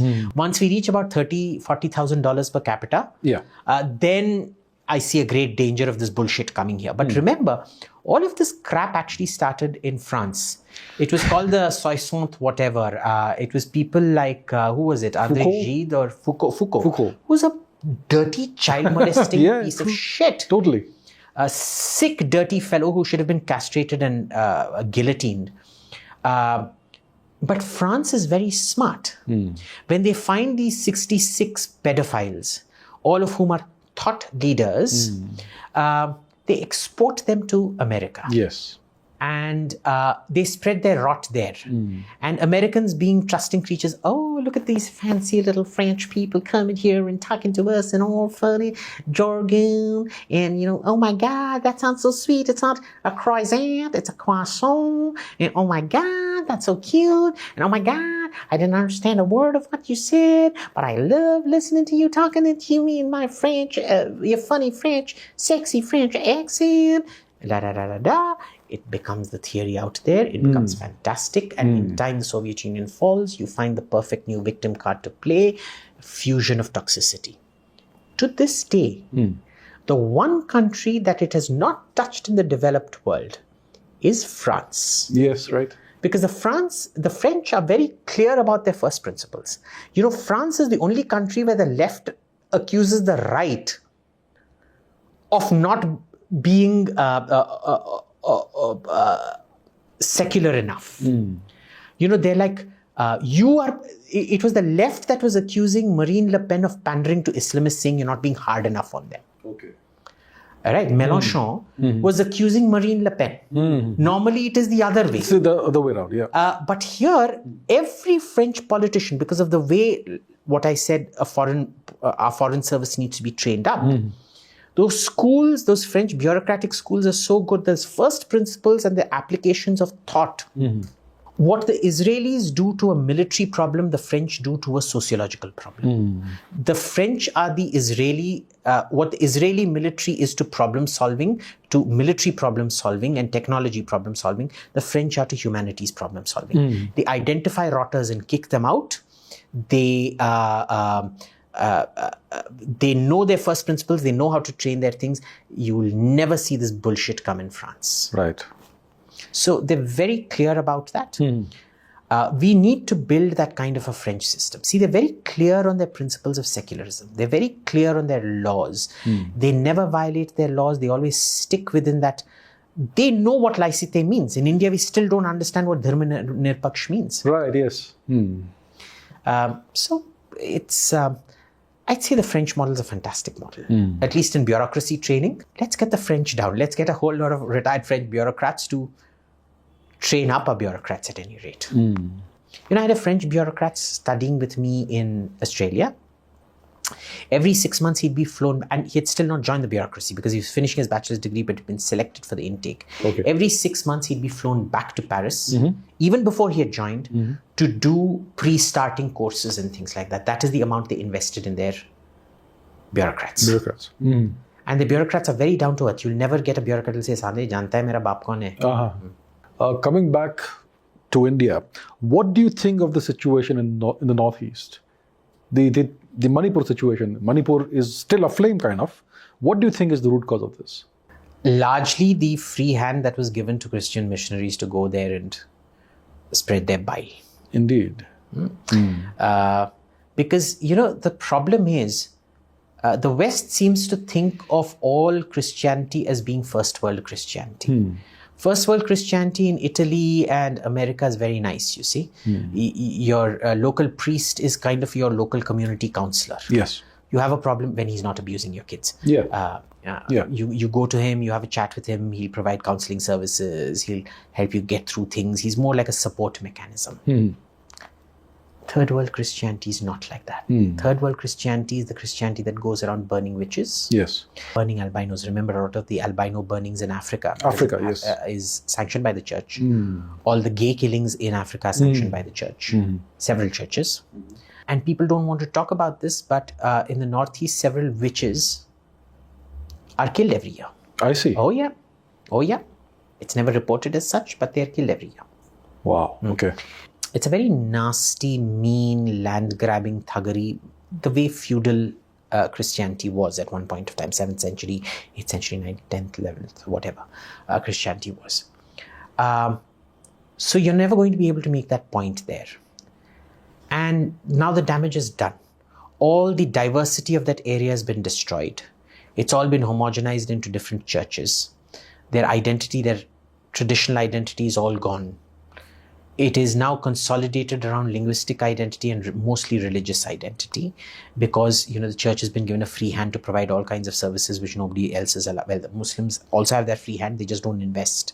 And Indian Hindu communities, the first thing a Christian, when they get money in India, they set up a school. A Hindu, when they get money, they set up an ugly modern temple and do bhajan kirtan classes there, where all the aunties are singing in the most awfully god-awful, off-tune, bad-tune bullshit. Okay? They catch them young. That is one of the main root causes. The second root cause is we ourselves have impoverished that area. Yes. In a sense, it's like Kashmir. You have created an island saying, oh, ethnic identity, ethnic identity, ethnic identity. People don't realize that the Northeast is exactly the same problem as Kashmir, this island mentality, which you need to break through greater integration, mixing, etc., etc., etc., which is simply not happening out there. You create, urbanization has a great homogenization tendency, which we tend to ignore. So you need more urbanization, not ghettos, more urbanization, more production, more industrialization, which, make them feel a part of the Indian whole. Yes. I think those would be the main things. I think Manipur was actually going in that direction. Since 2017, you can see the city of Imphal really progressing, prospering. It was. And then this happens. Yes. You see, well, this is what happens. Right. So it looks like it's more of a geopolitical thing. Maybe there's foreign interference in this? I don't think there's foreign interference in this. I personally feel this is something on which we didn't read the signs. We tend to ignore the Northeast. We do, yes, very much. It's almost like it doesn't count. How much TV attention did you see given to the Manipur situation? Nothing.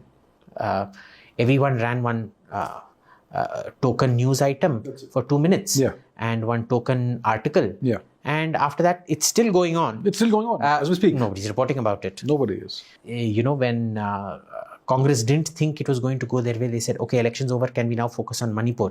Just to divert, because they thought kuch hone wala hai. And then BJP said, can we now focus on Manipur, when the elections weren't going that way? But after 6-7 hours, they're like, okay, can we talk about what next? Yeah. Let's throw shit at the Congress. Congress says, let's throw shit at the BJP. So a lot of it is, I think we tend to ascribe motives when we don't want to accept our own failures. And this is a very woke thing to do. You aren't responsible for your feelings. Society is responsible. Did you see that ridiculous exchange between Pierre Poilievre and the Financial Times correspondent? I haven't. Oh God, it's on my timeline. Go check it out. Okay. It's the most bizarre exchange you will ever see. And he's basically for serial criminals who are committing 60 to 70 crimes every year. He's blaming society for their criminality. Okay. And Pierre Poilievre actually calls him out and says, are you dumb? Are you mad? Are you being serious? And the guy doesn't get it. And typically he's a Financial Times correspondent. I mean, what do you expect from the left and right testicles of Gideon Rahman? Right. Right, so this all or this... Ed Luce, whoever. I mean, they're both morons, but anyway. Right, so there's all this happening in the Northeast. What do you think is the importance of the Northeast for India? It's kind of our gateway to Southeast Asia, right? It is, but I think it's more than that. We don't look very different. Like even a Kala Madrasi like me and a Gora Punjabi like you. You see, originally the Tamils are not Dravidians. We didn't come from...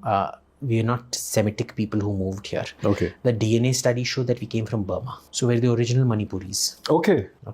Bengalis are also Khmer Mon extraction. Which is why, Mamata Banerjee looks like Boris Yeltsin. Kind of looks like...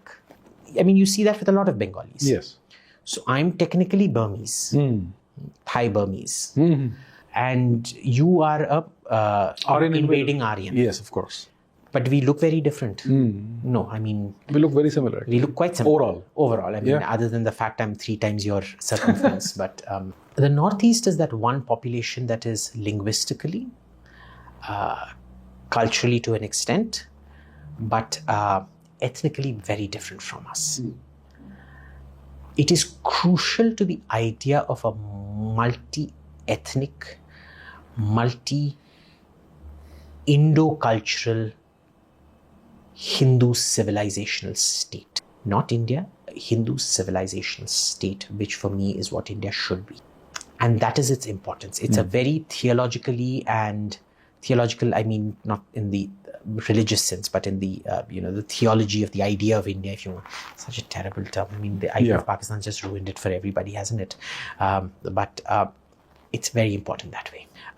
Geostrategically, can we do without it? Sure. But if such a large ethnicity breaks away from you, it then comes down to who's different next. And then it just a race to the bottom. Tu kala hai, tu gora hai, he'll separate. Right. Recently we heard, I think it happened yesterday, that Kiran Rijiju was removed as the law minister and he's been given some other ministry. It's being portrayed as a punishment posting of sorts. Do you think that has something to do with what's happened in the Northeast, the recent trouble? I don't think it has anything to do with the Northeast. There's been lots of salacious crap going around, especially by alleged fact checkers who are putting out essentially gossip as fact. What's been happening there, as I understand it, is that this new guy, Meghwal, Arjun Meghwal, he doesn't open his mouth, but he's extraordinarily ruthless. Kiran Rijiju is a very affable character. He's a very friendly, kind, warm person. Here they basically, to use a Soviet analogy, Kiran Rijiju is the student youth Komsomol, and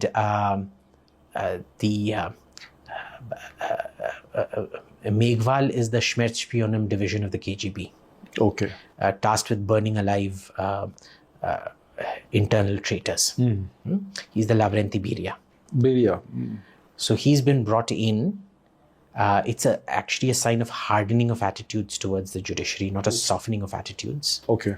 It's also a sign that there's going to be no more talk, there's going to be action. He's ruthless, he's a go-getter. He's fine, he has very old-fashioned views on gay people and all of that. But he's very cold and calculated, and he's the sort of ninja assassin. Now, I get this question all the time. How do you learn geopolitics? So how did you learn geopolitics? I still haven't learned. It's a constant process. Yeah, right? I mean, but you are clearly an expert. So does it have to do with studying history? It has to do with a lot of history and geography. The 2 exams that my parents never used to insist I study for were history and geography. I see. अच्छा, कल history है, आज cartoon देख लो. Okay. कल geography है, आज cartoon देख लो. Because, and English, history and geography were the 3 books that even before school started, because we used to get the books about 10-15 days before school started. The parents would be called and they were given the school bag and the diary and all the books and notebooks and everything. We would just be given all the books, and I would finish the history, geography and English books before semester even started in those 15 days. You have to be voracious with history. And, I realized, my history teacher's biggest complaint used to be, my geography teachers never had an issue with me. My history teacher's biggest complaint used to be, Abhijit, please don't tell me more than what I've taught you. Okay. Just write what the question says. Right. I know you know it, but why are you writing all this extra stuff? I didn't ask you why the War of the Roses broke out. Yeah. I just said what were the Lancastrian factions and the Tudor, what was it? It was Lancaster and the White Rose of something and the Red, anyway, whatever. And the Tudor Rose is the combination of the white and the red. But anyway, just answer that damn question. Don't give me a long analysis of causes and this and that and blah, blah, blah. Just do this. So it used to be passionate. My parents made me travel a lot as a kid, which then, increased that sociological inquisitiveness. Right. Because you learn a lot through travel. Yes, you do. You learn a lot through food. Yes. You learn a lot through just being a kid and interacting with normal people, not from 5-star hotel to 5-star hotel. Yes. And then what happened was, because my dad was in the defense ministry, he used to keep bringing back, I had a great fascination for planes and ships and machinery. And, in those days, Delhi, there's a town called Bijwasan. We were talking about this, remember? Yes. Next to Delhi airport, which was this very scary Gunda town. It was it was highwaymen central. But before that, there's this abandoned hotel now called the Centaur out there, which was the Air India hotel. Okay. We used to go somewhere near there and watch landings. Wow. And I learned to identify aircraft engines, because in those days there used to be a lot more aircraft. There used to be McDonnell Douglas. Yes, DC-10s. DC-10s. There used to be, a Lockheed TriStar. There were all kinds of aircraft coming to Delhi in those days. And there was greater engine variety. There was greater aircraft variety. It used to identify the shapes and things like that. And then when it was in the defense ministry, he started getting back all these defense magazines, which I was like, oh, technology. Oh my God, this goes boom, that goes boom. It took a long time. Of course. And I still think I was a siloized guy when I finished my master's in this thing inside my PhD and everything. Where my history and geography fed into all of this was when I joined ORF. Because my boss there, Sameer Saran, he told me that, Abhijit, I know I've hired you for defense, but for the first year, you're not going to do defense. I didn't hire you actually for defense. You basically know a lot of shit other than defense, which you have not categorized in your mind and you're not using it properly. So he said, you're going to work on education policy, you're going to work on health policy, you're going to work on IT policy. And I was like, MC, BC, ye kya? What have I come to? I've given up a perfectly good job to come, and this piece of shit, he's doing this, that, whatever to me. I was cursing him every day. I was coming home and crying, and Sameer Saran Marja, I would do 100 pujas to Kali to see to it that Sameer Saran dropped dead the next day or whatever. He's probably hearing this shit. Somebody's going to send him this clip. And he turned out to be my third great mentor in life, because he taught me how industrial policy, education policy, food policy all affect defense policy. So I was thinking in a silo. I wasn't able to answer certain questions. I thought, agar hum wo khareed lenge aur wo khareed lenge, hamara theek ho jayega. And all the other stuff started clicking into place. So, for me, I think that was a very, very important moment in the way I started processing all the knowledge I had, learning to categorize that knowledge, because, sometimes there is information overload. Yes. You have to learn to sort of manage information in your mind. So, instead of learning the micro detail, you get a bullshit meter where you know who's very, very good at the subject, or uske charan pe baith ke seekh lo. And what he developed in me was the bullshit meter and the ability to connect policy. Forced. Lots of tantrum throwing and crying and huge fights we'd have in the ORF third floor. Okay. I'd throw things at him and he would throw things at me and call me names, and I'd call him names, and he'd screech in front of everybody. It's good to have a boss who will tolerate that. See, it's a fantastic boss. I think I've been blessed. Even my current boss, I've yelled at him in front of the entire office and he's gone ballistic at me. I've always been blessed with really crazy, kooky, lovely bosses and mentors who have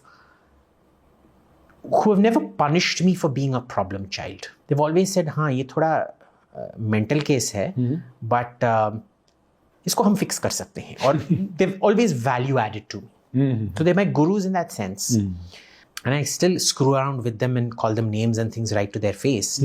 But there's that fundamental respect. And I think that's the guru-shishya parampara we've always had. That one person or several one people coaching that direct connect you have with somebody, teaching you something, expecting you to be better than them unselfishly.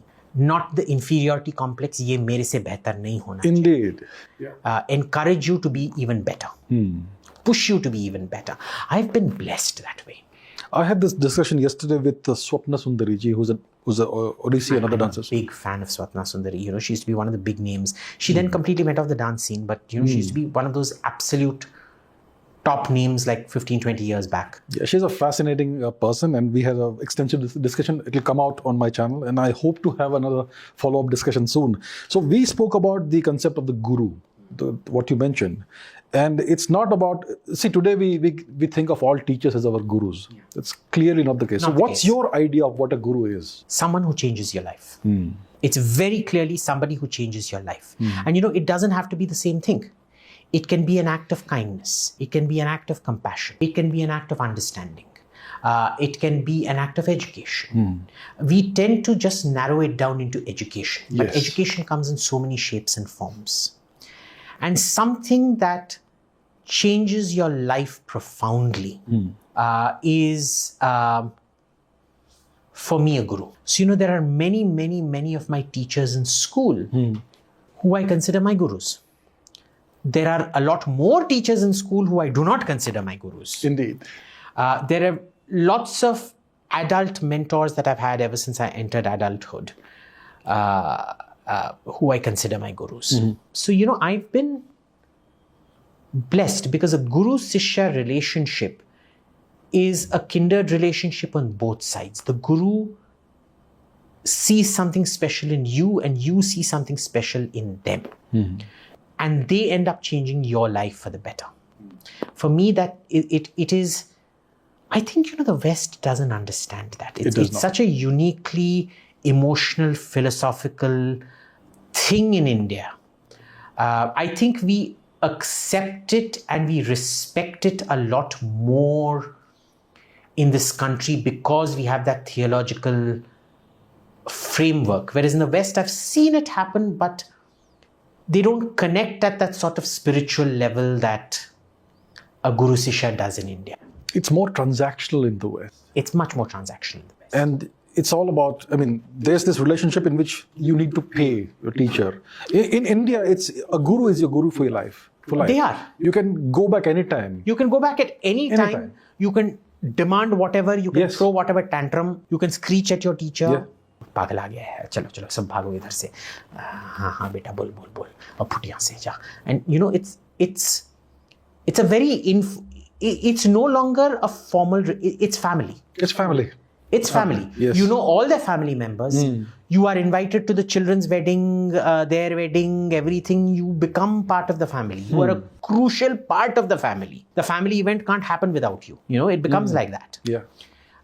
Which is something very, very uniquely Indian. And those are the things I think so much more worth preserving in our culture. Yes. The ideological frameworks, the theological frameworks, more than concepts of purity or whatever bullshit. I think these are those true gifts to humanity which we have not understood are such valuable gifts to humanity, which we have never really understood ourselves or articulated as clearly and expounded as clearly. You speak about India, and what do you think is the reason why India needs to keep existing? What is valuable about India? Literally everything. The ability to be a dirt poor country and still be extremely tolerant in our points of view, which should technically not be the case. To be so accepting of diversity, to be so accepting of failure, to be so stoic in deprivation. And the thing is, I've noticed the ability to care for each other is so much greater amongst the poor than it is in the rich. They look after themselves much better than we do. I think as a kind of psychological device, we just cut ourselves off. Poor people help each other. Yes. Our thoughts, our philosophy, our religion especially, because everything is born from that religion. Yes. It's completely unique. There's nothing like it. And I wouldn't be a Hindu if I didn't fundamentally believe that it was, even though I'm a Charvak, I'm an atheist, that it's something worth living for and worth dying for. Yes. And one thing... Not worth killing for. Not worth killing for. For blasphemy and bullshit like that, but worth living for and worth dying for. India has suffered so many artificial famines. We never resorted to cannibalism. I think we did, no? We did. Must be one or two random isolated instances. I think not. I Okay. think थोड़ा किया है? किया है. Look, in famine you can't, there's nothing you can do. Right. I think there are lots of reports from 76 and Monitor. I think that was the 1824 Okay. or the 36, I forget, famine. There were massive instances of cannibalism. I see. I wasn't aware of that. Right. But it has happened. I think any famine breaks societies. Yeah, it does. I think the clearest case of how society breaks under poverty and deprivation is Bihar. Bihar, we all make fun of Bihar today. सब ये है, वो है, गुंडे हैं, थग है, ये है. It used to be Magad, Patliputra, that same thing. Everything that was good and great about India came from Bihar. Indeed. The Mauryas, ठीक है, Chanakya was from Takshashila, but he grew and became Chanakya in Magadha. Yes. The Guptas. Your Kalidasa. All your philosophy, or not all, but most of your philosophy, most of your empires, the notion of India. Yes. The crucible of the formation of Hinduism. The crucible of Buddhism. Yes. A lot of it happens in Bihar. Yes. And it is the absolute epicenter of the 1857 revolt. It is, yes. Because that is where the feeling of nationhood was the strongest. Because they gave the idea of India to India. Bihar is the mother from which ideologically, I may be Burmese and you may be Ukrainian, but ideologically, we are all the children of Bihar. Yes. And because that sense of being the mother of India was so great in Bihar, that is where the revolt of 1857 was the harshest. And the punishment was also the harshest. And within 20 years, India's most civilized state was reduced into India's most uncivilized state. When you have no food to eat, where your children are dying, you don't think about culture. You can't think about nationalism. Where mothers are rubbing opium onto their breasts to feed the child so that it keeps quiet. That is the kind of deprivation you're looking at. It takes thousands of years to build up an ethos, a culture, a civilization. It takes a decade to destroy it. Yes. And that's what the British did to Bihar. Yes. Biharis were the most civilized people. We're all the children of Bihar. Does that mean I'll get some of my Bihari friends home right now? No, thank you. But this is what happens. So, famines are like that. Yes. They will destroy the fabric of society. Yes. So, you can't judge people by what happens in extreme situations like that. Yes. I think it's more normal situations of deprivation where we don't go berserk on blasphemy and crap like that. Okay, my final question for you for today is, what advice would you give to young people? Just general advice. Do what I say, don't do what I do. But follow your dreams, The basic thing is, if mommy is telling you, तुझे engineer बनना है या doctor बनना है, नहीं तो फिर तू उल्लू का पट्टा है. Boss, just do your own thing. Because if you're passionate about something, you'll always find your way. But always ensure that you do your research and find that it actually has life opportunities. It's not like becoming an actor. Becoming an actor is not a profession. Okay? It can be something on the side. But find a profession that pays, that you have a fallback on. And find it in anything. Statistics, history, geography, whatever. All right. Thank you for a fascinating and very wide-ranging conversation. That was great fun. I hope you really enjoyed this conversation and gained something of genuine value from it. Subscribe now. Thank you, and I'll see you soon.